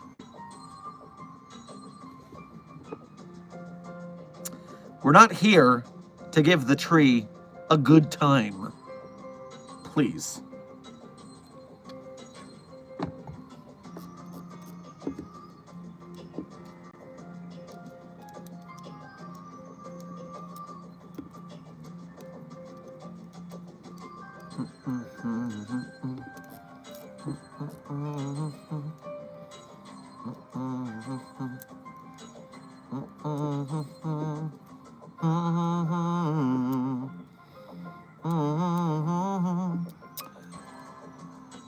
Sophia, thank you for your first donation to today's stream. Make sure to grab yourself a Jelly Belly on your way past the commissary.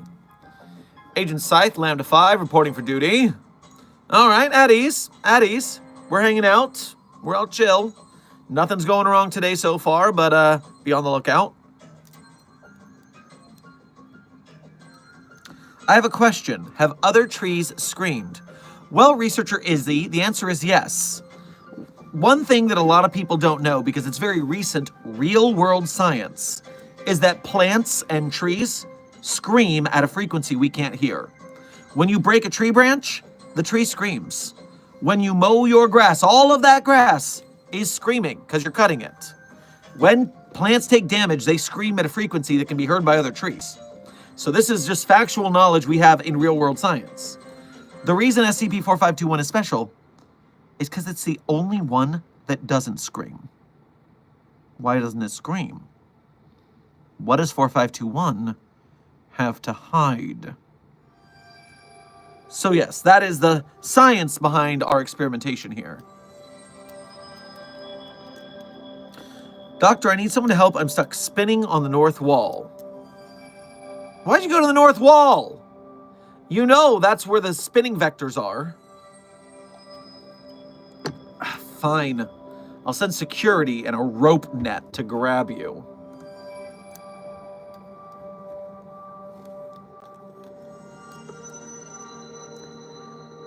How do you see a tree scream? It has a mouth? Well, intern sheets, first of all, 4521 does have a mouth. We carved it in there to make it easier for the tree to scream. Meanwhile, no, when you hear normal trees screaming, they're screaming through parts of their anatomy that are natural to them, and we don't hear it with our ears, we hear it through instruments that pick up those frequencies that humans can't naturally hear. That's all.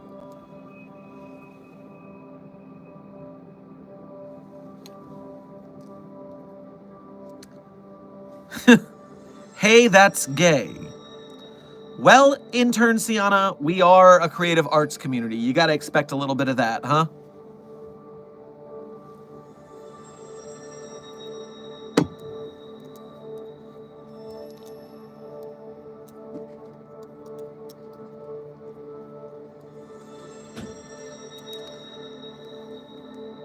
Ooh, what is this about? Ooh, I'm interested.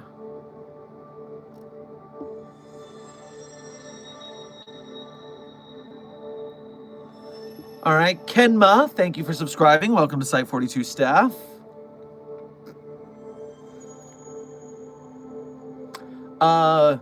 Intern Sanchez, happy Philippine Independence and Superman Day to you too. And where is that? I was looking for something. Phone guy, how did you survive?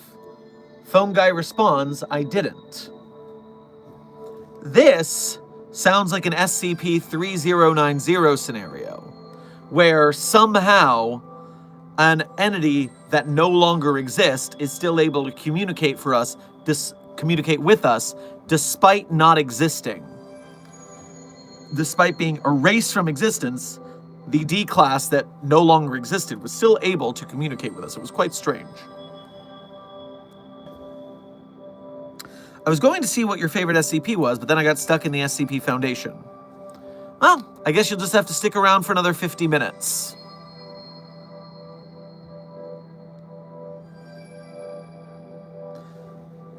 Is there an SCP that stays of its own volition because it is attracted to other anomalies? Of all the anomalies that stay of their own volition, none of them have that reason to my knowledge. And anyways, we're not supposed to fraternize with anomalies. It's against protocol. Nor do we let the anomalies fraternize amongst themselves. Also against protocol. Grantic, welcome to Site 42 staff. Thank you for subscribing.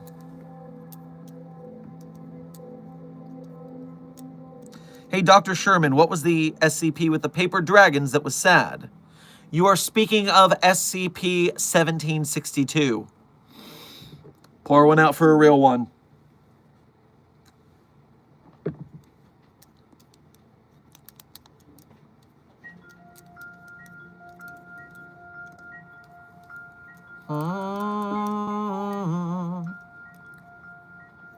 No, I meant in the Gravity Falls weirdness magnetism way. Okay, thank you. That's a lot better.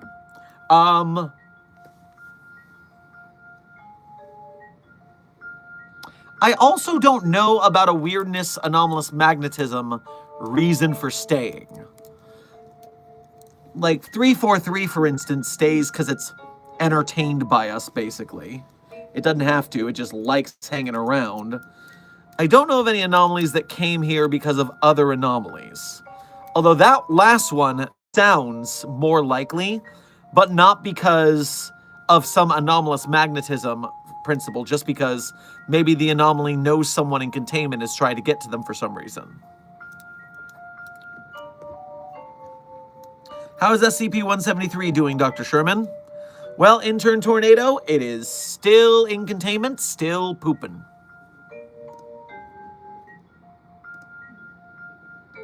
Desk is letting me know that Dr. Clef is an anomaly that stays because of another anomaly, specifically SCP-166. So there is that.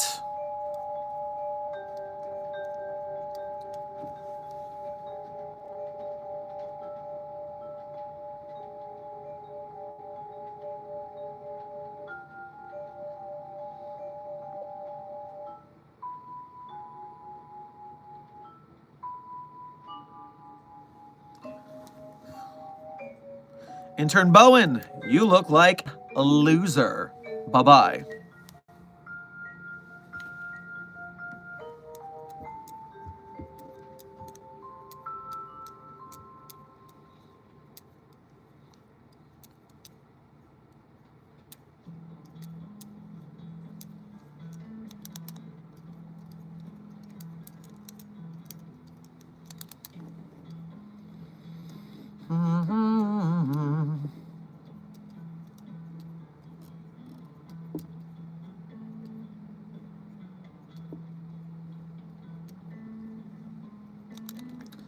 What's a zombie world you never want to be in? Personally, never put me in Dying Light. I mean, unless you like parkour, and then it's pretty awesome, right? No, I'd be way more worried about, say, Resident Evil, because Umbrella Corporation is wildly irresponsible. They are terrible at researching and containing anomalies, so that place is a mess. Mine Wolf, thank you for your first donation to today's stream, as well as being a member. Make sure to grab yourself a pina colada on your way past the commissary.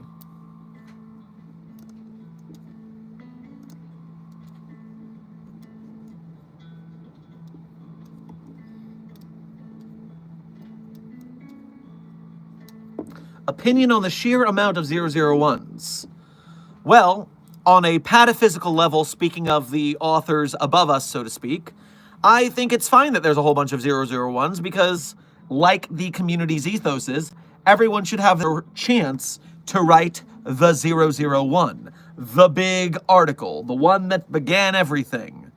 And so I find that to be an entertaining way to thread the issue of not letting just one person have the 001 slot. Meanwhile, in universe, I think it's a great way to keep prying eyes from figuring out which one's the real one.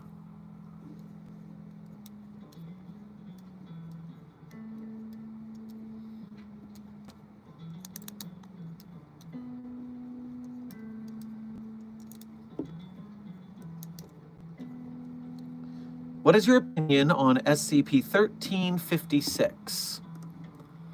Well, I'm unfamiliar with 1356 off the top of my head, so no opinion.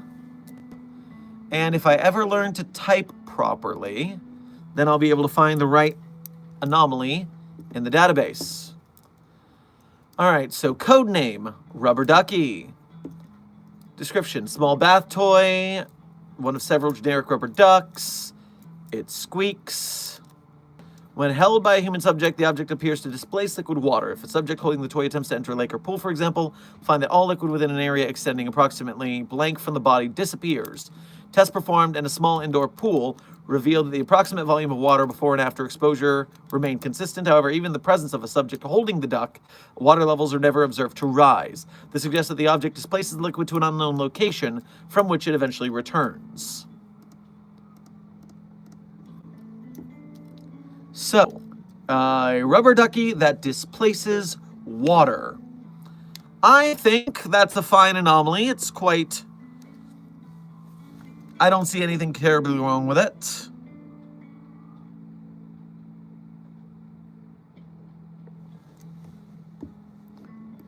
Yeah, I don't have any strong opinions on 1356. It's a rubber duck, which I think is cute, but that's about it.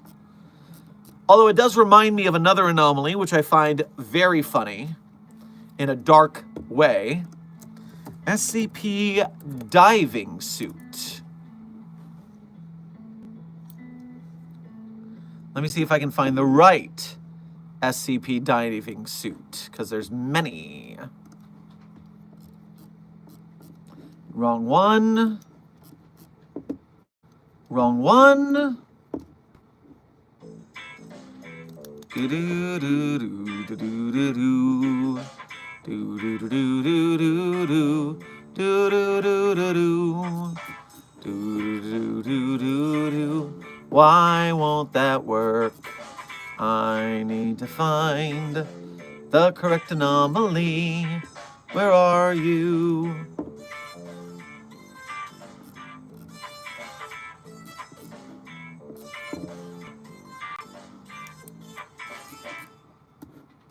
That's not it either. We have too many anomalous diving suits. No. No. All right, well, I'm going to tell you what I'm talking about, and maybe you guys can help me find it. This SCP is a diving suit, and its anomalous ability is that it makes water intangible to the wearer. So you can walk around underwater as if the water didn't exist in this diving suit. And on one hand, it could be useful, right? You have a diving suit that makes you more mobile underwater because you are immune to water. But the thing is, that means that you don't float. And the end log of this is that we tested it in the ocean, and we dropped the person out of the boat, and they fell to the ocean floor and died. Which was a very dumb thing to do, but also very funny. I don't remember which anomaly that was. If anyone can think of this diving suit that made you intangible to water, I would greatly appreciate it.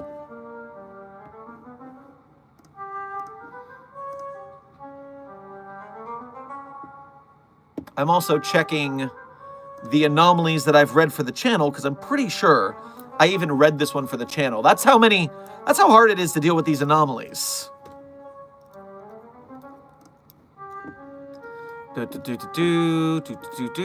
Check in for a diving suit. Where is the diving suit in my list of things? Where are you?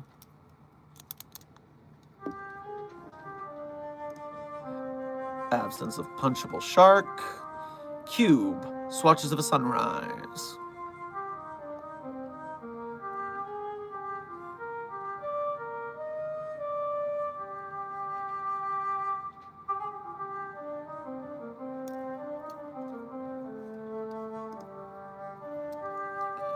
Is it 1861? I will check.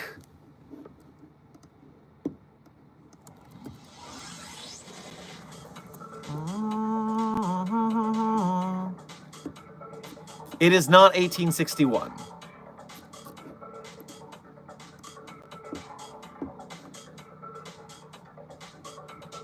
Mm.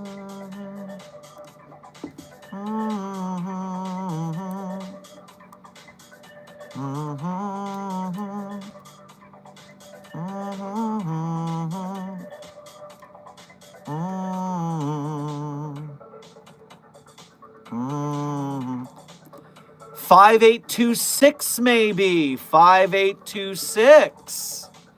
Come on, big money, no whammies.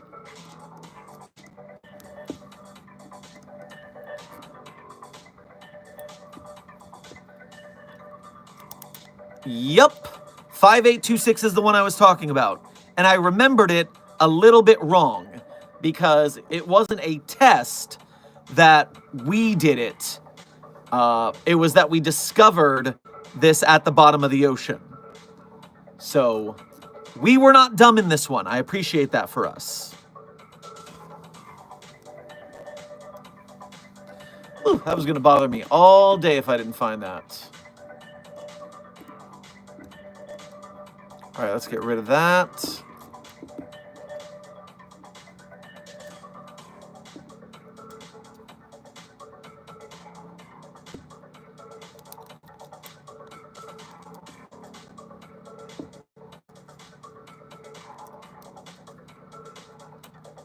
Will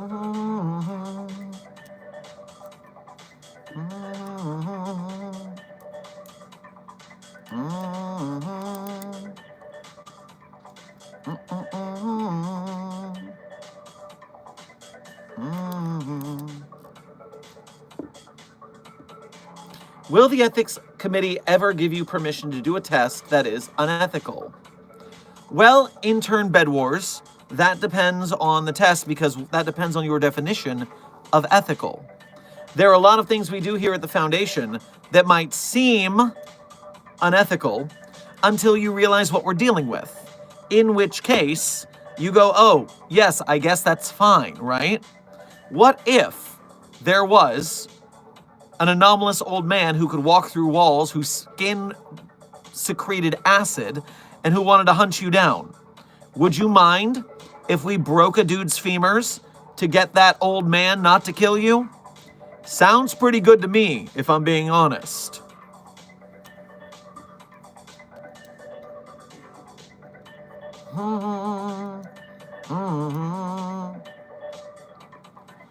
So I've been informed by a coworker, Dr. Gerald, will be driving through my hometown. Should I get my family out, or do we think it'll be under control?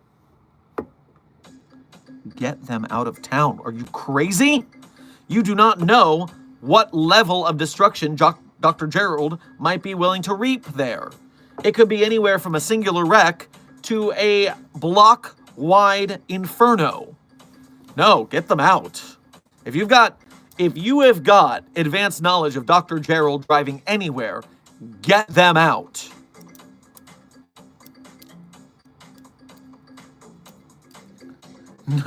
Noah Sowers. Dr. Sherman, if I was an anomaly, would you box me?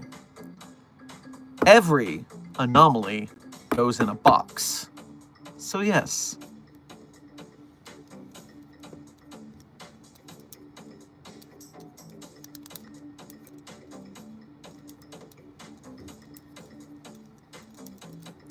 Dr. Sherman, my SCP in the making is requesting Nutella.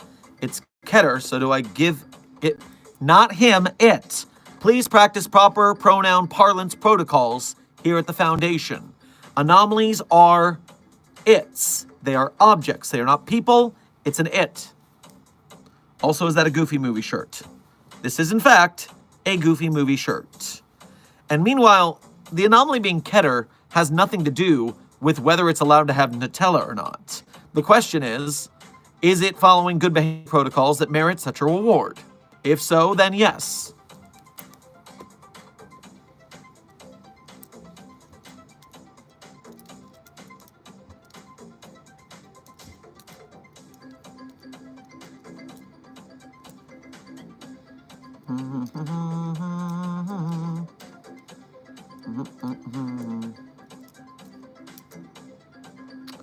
Dr. Sherman, can we give an SCP the gender-swapping stone?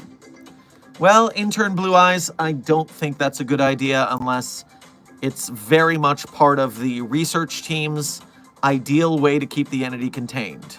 Sometimes we can, not wager, we can barter good behavior and containment for that kind of benefit if that is something that the anomaly wants. But we're not going to do it for no reason.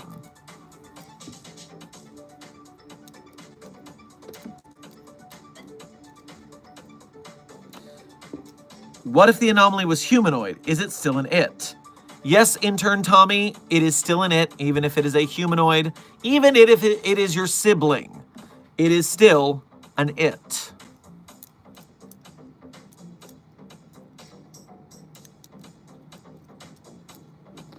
Doing a quick check in the Jesus rankings. Today's Jesus of choice seems to be Bread Jesus with 34%. Uber Driver Jesus at 30% is second place. Jesus is at 27%, third place. And Vor Jesus coming in at 9%. Vor Jesus getting hurt these days. Man, got not enough respect on Jesus Land theme park, that's for sure. But all right, Bread Jesus is in the ranking, but the stream's not over, so... And by the way, with that time check, we are 30 minutes from the end of stream. 30 minutes from the end of stream.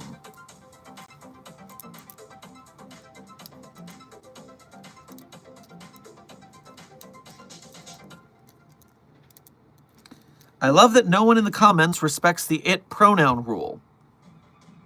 Intern Stone, I very much don't appreciate that no one in the chat follows the pronoun protocols. There are protocols, they are there for a reason. We don't humanoize the anomalies. Humanize the humanoid anomalies. That's what I meant when I said humanoize. I totally did that on purpose and not by accident.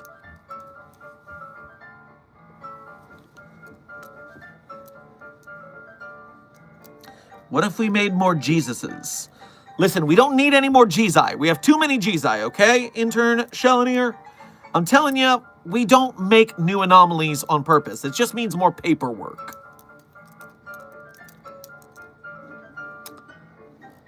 Death Player, thank you for donating again. I am an ultra-weak version of SCP-001, the Scarlet King. If I decide to enter a dimension completely, I'm just a pretty powerful reality-warping being. So what you are is a standard reality warper. That is not good for us.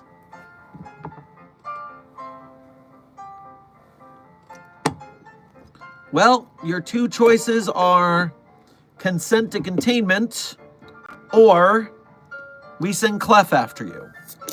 Take your pick. Desk asks to release the Clef at the exact same time I'm threatening to release the Clef. That's fucking teamwork.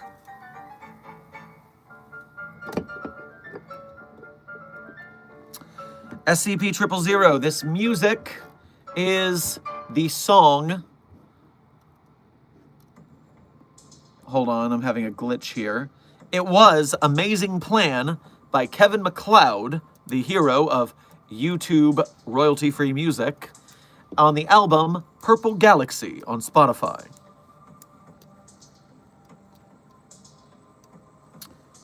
Why can't anomalies that talk have genders?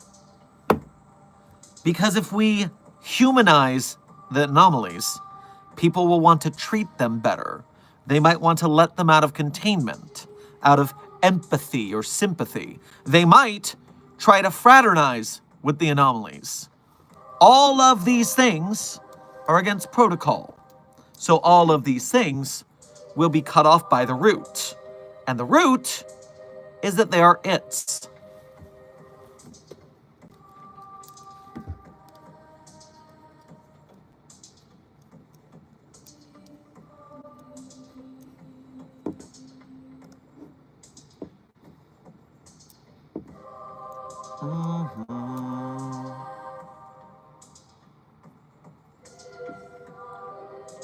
Who is Clef? What is the deal with Clef?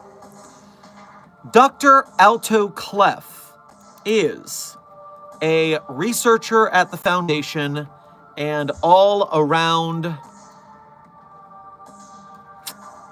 gruffneck. Also a fan of Hawaiian shirts, a man after my own heart there, and is known for having the anomalous ability of being a, quote, reality sink, S-I-N-K. A reality sink, like a sinkhole, is a hole in which reality falls. It causes anomalies around Clef to become non-anomalous. It is a living reality anchor, basically. Clef used to work for the Global Occult Coalition before transferring to the Foundation. And Dr. Clef is a legendary Foundation staff member back from the old days of the SCP Wiki.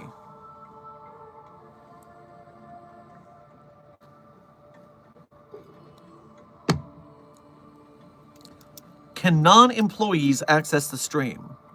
Intern Plushverse. 99% of the universes that this stream is being broadcast to are locked into SCP Foundation staff only.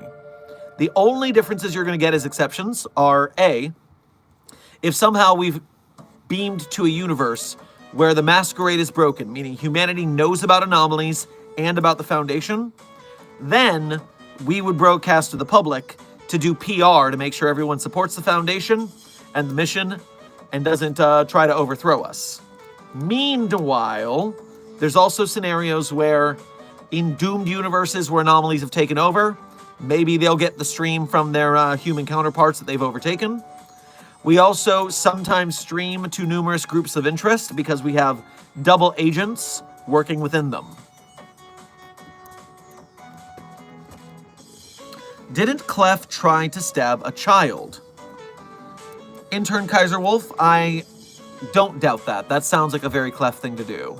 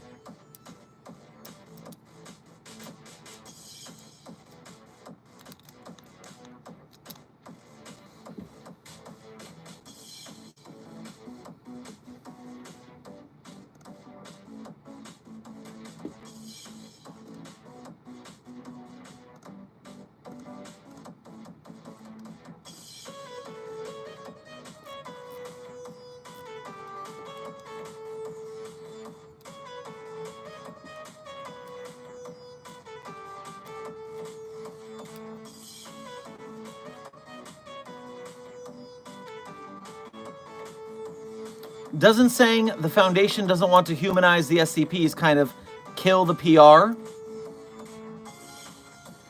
Listen, we live in a universe of contradictions. I can only deal with so much at one time, okay? For them, yes, be a hippie and enjoy your freedom or something.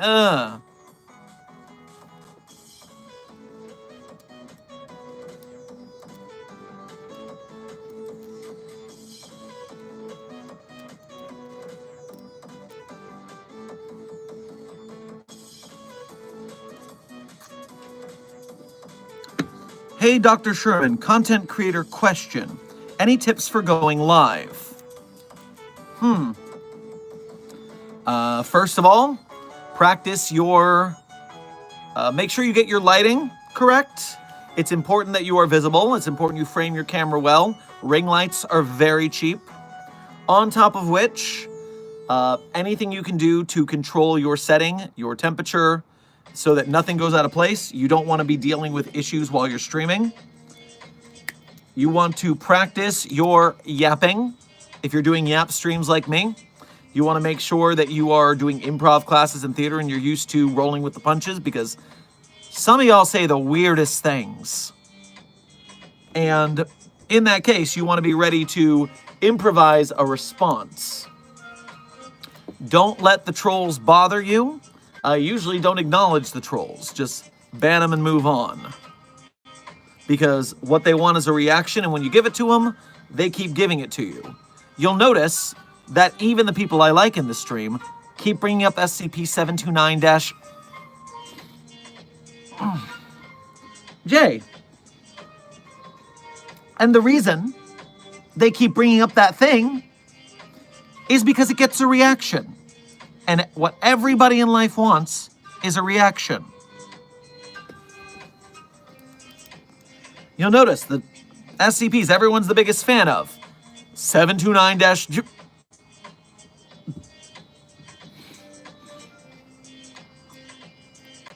J 4521-022-J, all the anomalies that piss me off. Furthermore, hey, staff, what is the anomalous? What is the anomaly designation number for the hive mind mushroom anomaly?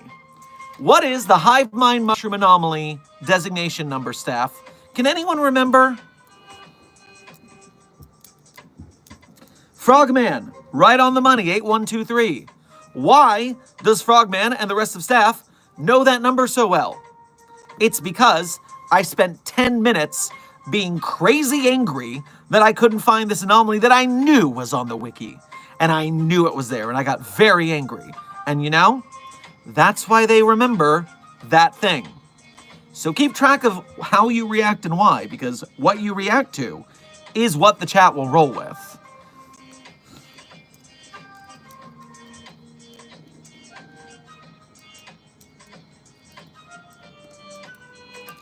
Daddy Pudding, thank you for your first donation to today's stream, as well as being a member.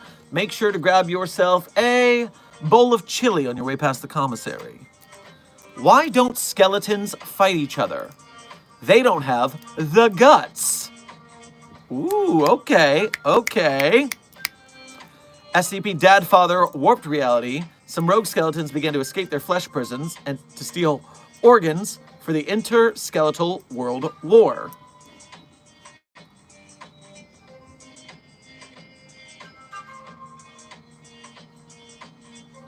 That is a lot to deal with. Maybe you should talk to research, you should call Agent Ashley Williams for that. I feel like he is quite familiar with that exact kind of scenario.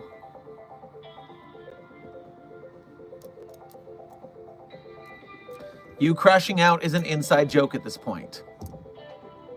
Thanks, Aoki.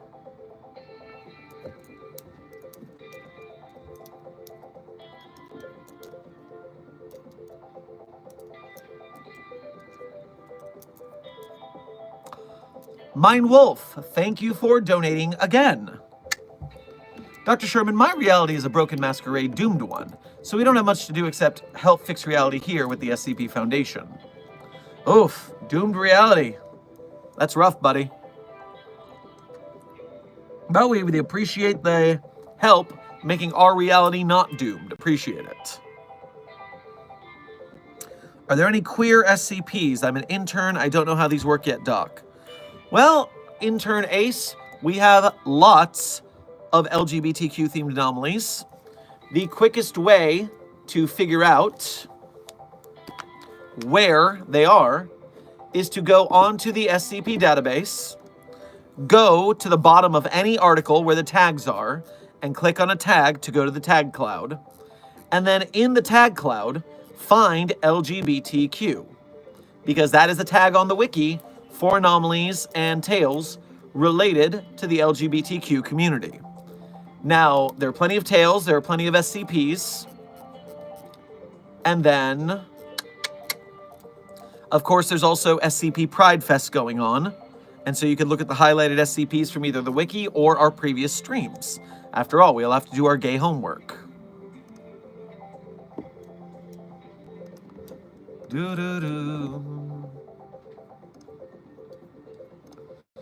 Death Player, thank you for donating again. Where and when can I move in my containment cell? I mean, we have a cell wide open if you want it. As long as you don't cause no fuss, no muss.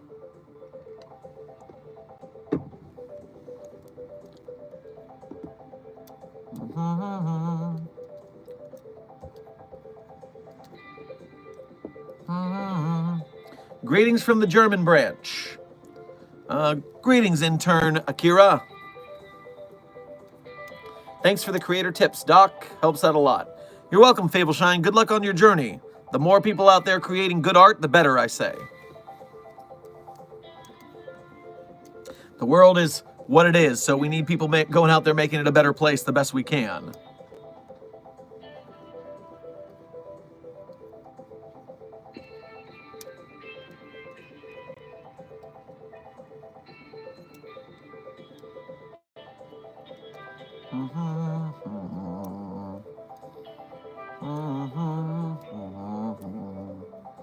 What's your favorite SCP other than SCP-999?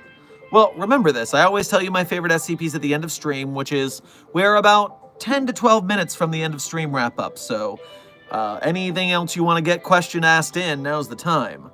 But I'll tell you my favorite SCPs in about 10 to 12 minutes. Remember that 999 is not among that list. Although, as a slime boy, it's a very good little slime boy. Very peaceful. I like an anomaly that's not trying to breach containment. It is still a pretty simple article, and I like my SCPs to be a little meatier, a little more complex.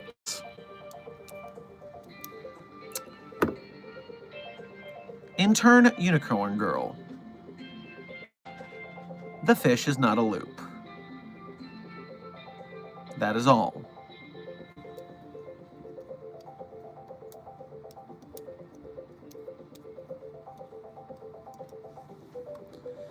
Could an SCP have a gender if it was given the gender switching stone? Surely that would reset the pronouns or something. So you're talking about two different things, intern dude. We could, obviously, if the anomaly has a gender, if it's a human being, that, for instance, then we could change its gender with the gender switching stone, but that would not change the fact of how we address it. I'm not saying they don't biologically have a gender or anything like that. I'm saying we do not acknowledge it because they are objects and they need to be treated as thusly. That is what I mean when I say anomalies are objects.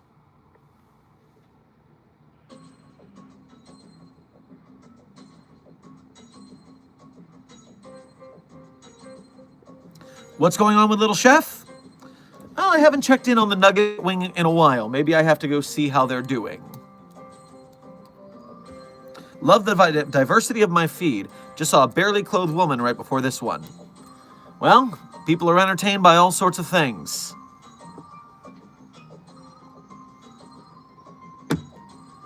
Here we're entertained by strange men in lab coats drinking coffee and complaining about the chat.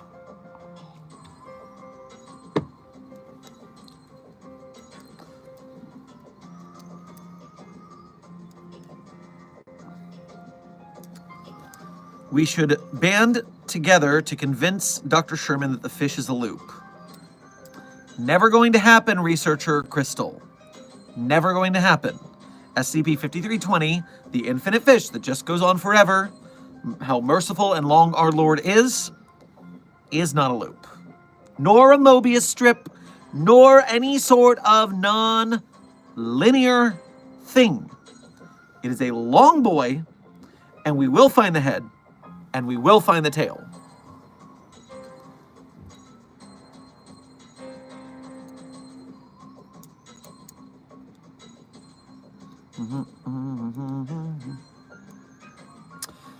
How many woodchucks will a woodchuck chuck? The statement is how much wood would a woodchuck chuck if a woodchuck could chuck wood? And the answer is a woodchuck could chuck as much wood as a woodchuck could chuck if a woodchuck could chuck wood.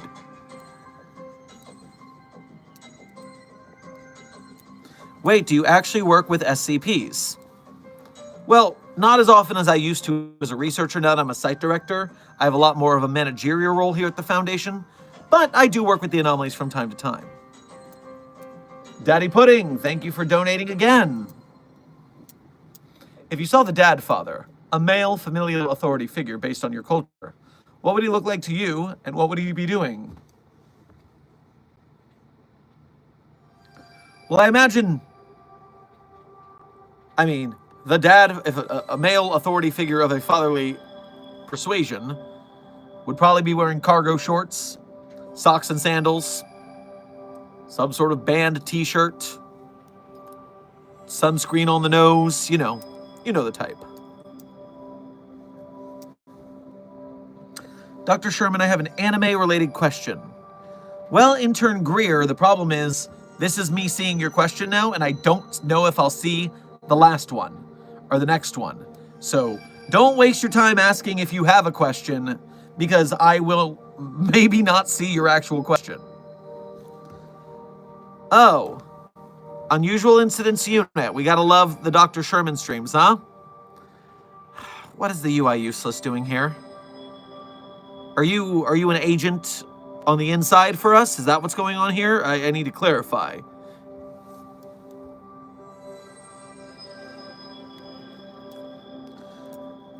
I would say that Dr. Sherman is an anomaly. Which number would it have? Well, that's just such a ridiculous hypothetical that I would never acknowledge it. Dr. Sherman is non-anomalous, completely and thoroughly. My pen is also non-anomalous, completely and thoroughly. There's no anomalous abilities associated with me in any way, shape, or form. Nothing you need to worry about. And so far, So, hypothetically, designating me as an SCP would just be a silly, wasteless exercise that we would have no need to waste time doing.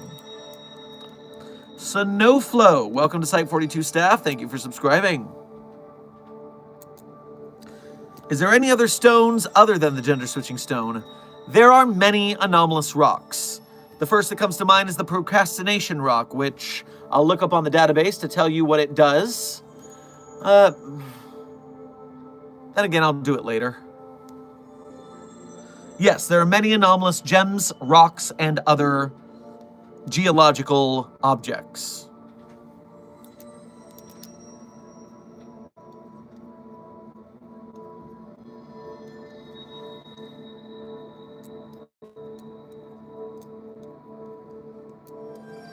I just got into the stream. I got a question.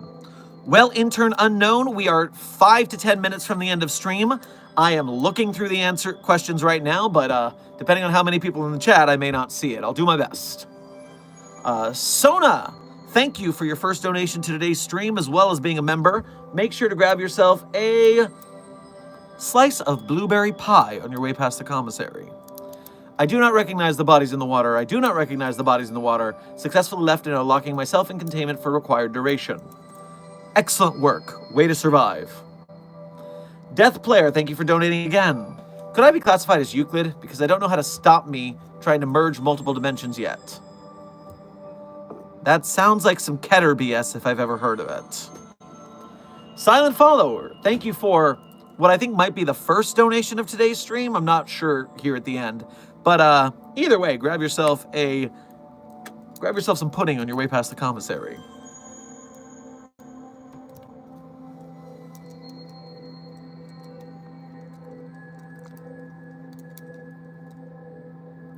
A lot of loop heretics being schooled by the proper loop the non-linear fish. You heretics are frazzling me. You're frazzling me.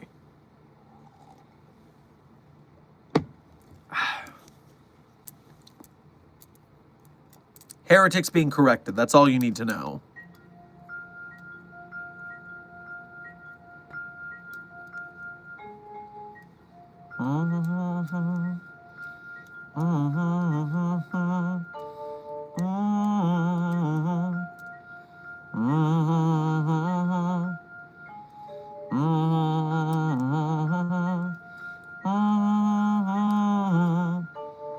Oh, I need a browser reset.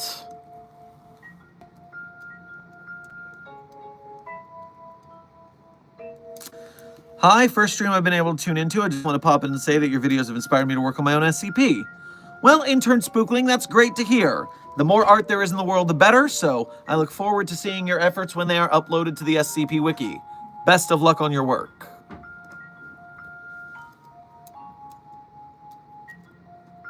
Dr. Sherman, I have repented. I now know the fish is not a loop. Welcome to the side of light and heroism, Junior Researcher Sally. Glad you could come out of the darkness of these heresies. Why are you booing her? She's right.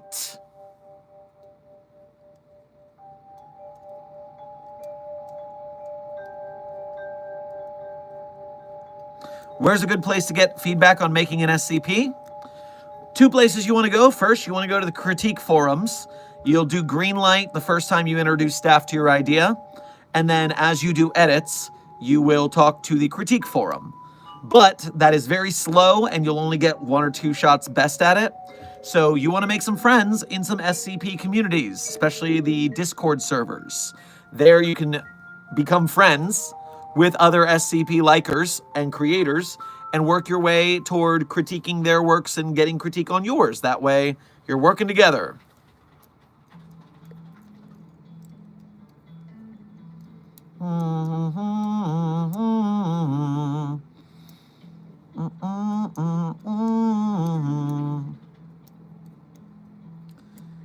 Intern Azam, happy birthday.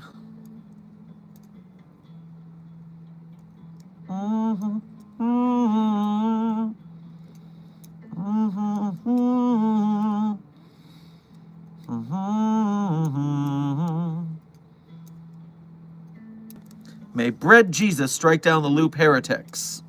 Well, especially because it seems like Bread Jesus is the strongest of all Jesuses in force today. So, may the might of Bread Jesus and the non-looping fish prevail.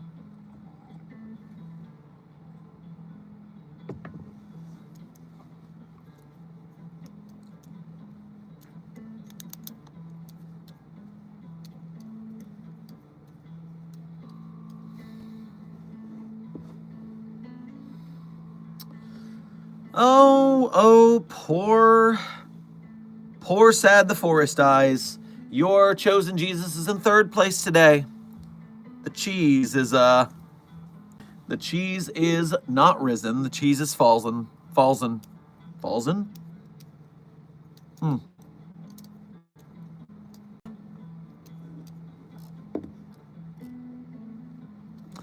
Time check. We are 5 minutes to the end of stream. 5 minutes to the end of stream. Veined Rage, despite your replacing my name with a toilet paper brand. SCP-5320 is where you want to do your research if you want to discuss the fish and its non-loopingness. You will notice in the SCP-5320 documentation, no one even hypothesizes that SCP-5320 is anything except a long boy.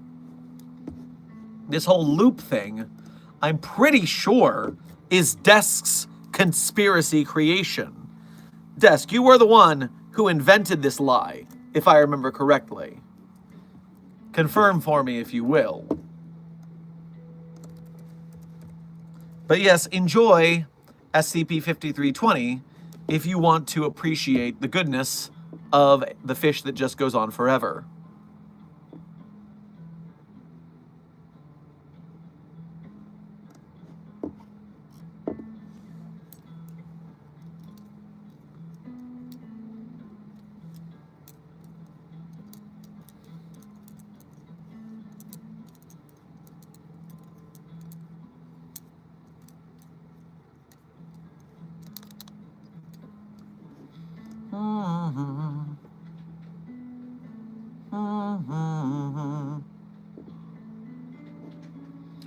Waiting for this to refresh.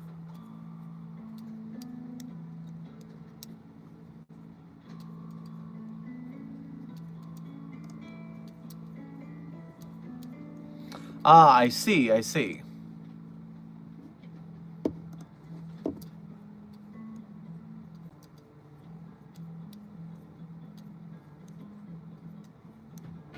Goodbye, Dr. Sherman. Hope you have a great shift. Yes, I've got to do a little traveling this evening, so I'm sure it'll be fine. And nothing unexpected will happen to me this evening.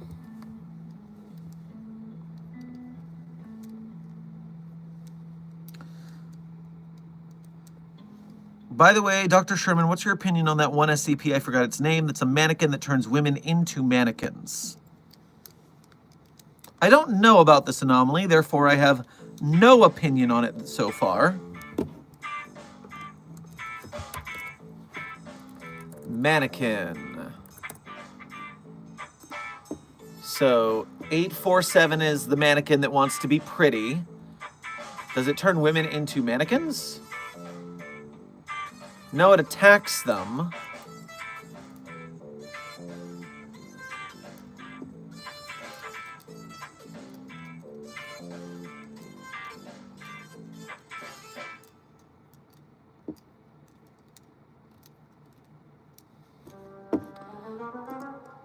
I don't think 847 turns women into mannequins.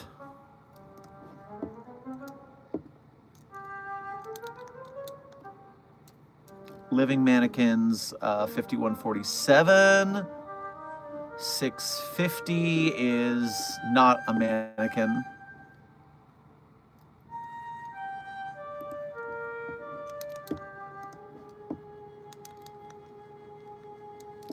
A lot of mannequins. People find mannequins spooky, so it makes sense that a lot of anomalous mannequins are created. Well, the short version is I don't know what anomaly you're talking about, unfortunately. Okay, so 847 does turn them into mannequins. I just missed it.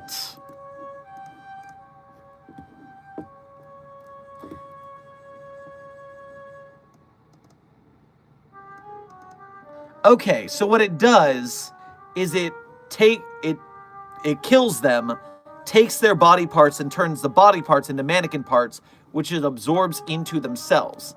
Now I see what you're getting at.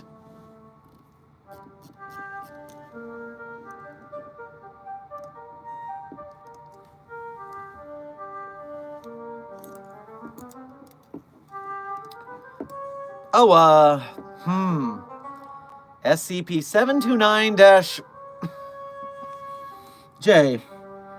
Coming at the last minute with your first donation of the day, as well as being a member, huh? Just when I thought I had gotten away?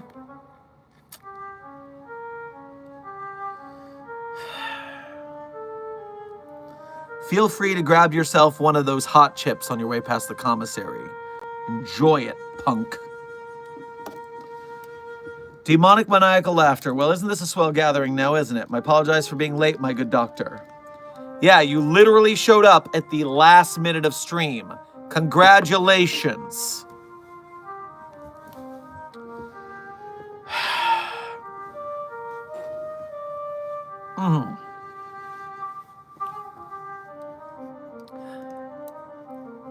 Thank you for donating again to mock me. You will never escape me, Dr. Sherman. Oh, I can tell. I wonder if there's ever a VTuber SCP. Well, I believe our friend Desk here, who streams on Twitch at The Desk SCP, is a collaborator with a SCP-1471 VTuber, if I'm accurate about that, right, Desk?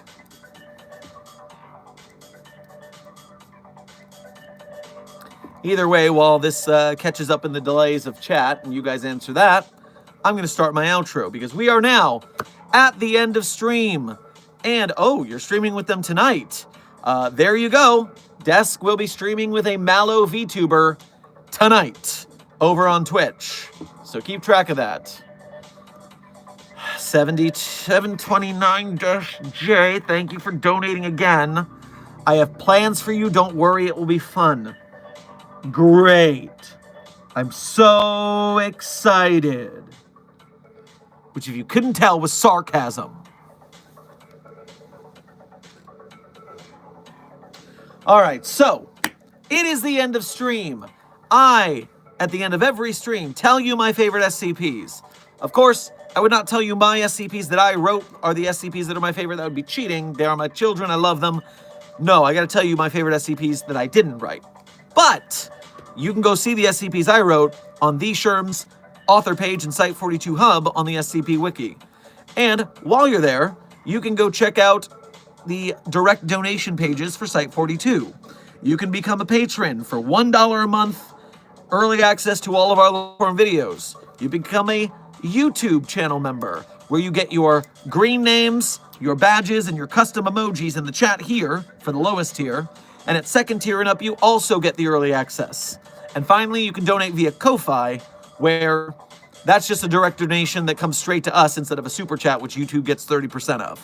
Either way, even if you can't directly donate to Site42's cause, as long as you are here watching the streams, watching the videos, liking, commenting, subscribing, all that YouTube business, then you are a member of Mobile Task Force Psi-42, codename the Signal Boosters.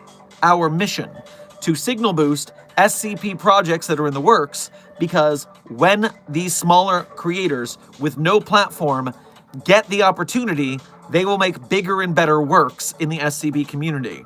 And as we keep the SCP community growing, only good things come from that. We will have great films and art and games, and we will even make it ourselves when we get big enough. So, thank you for your service, Mobile Task Force Psi-42. Now, in no particular order, my favorite SCPs are 3999, 3043, 008-J, Spooky-J, 5031, 5175, and 5320, The Fish That Is Not a Loop, as well as 8980, but Big content warning on that last one. It's a rough read. One more time through. 399-304-3008, J-Spooky-J50315175, 1755320, and 8980. Content warning on the last one. It's rough.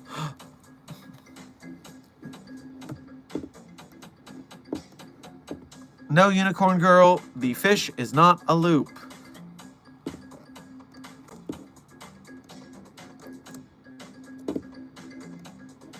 Hold on.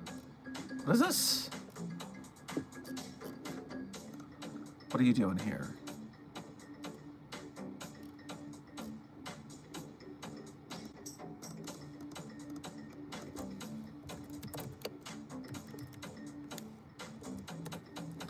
Got it. So, anything I missed in the chat before I sign off? Nope, we're good to go. So, this has been Dr. Theron Sherman, Site Director of Site 42, broadcasting anomalously from Site 42. Oh, interrupting my outro with a dono. I guess I appreciate that. Orange Cloud, thank you for your first donation to today's stream. Make sure to grab yourself a Orange Julius on your way past the commissary.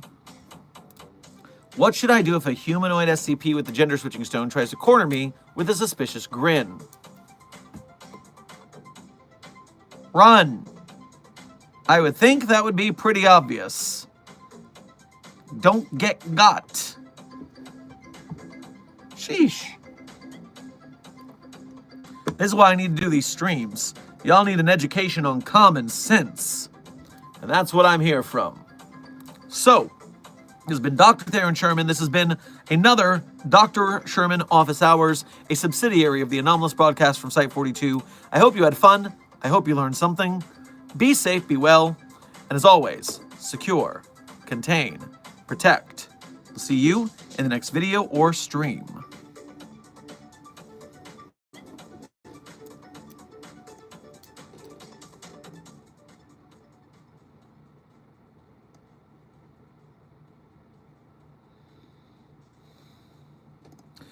Orange Cloud, thank you for donating again. Play keep away until security gets there. Waiting for the bus stop. Waiting for the concrete blacktop to settle down. Long enough for me to get off and get a little ground. I'm ready for the sea change. Helpless, felt this coming from a mile away. And now you're looking at me, babe, and how we'll separate if we can. 'Cause I still count on one hand the number of good men I know. It's like I'm standing on the edge with just a telephone wire, trying to get to you first to say the world's on fire. Holding my breath until I know you're alright, because the water will only rise. When will you realize you must become an island?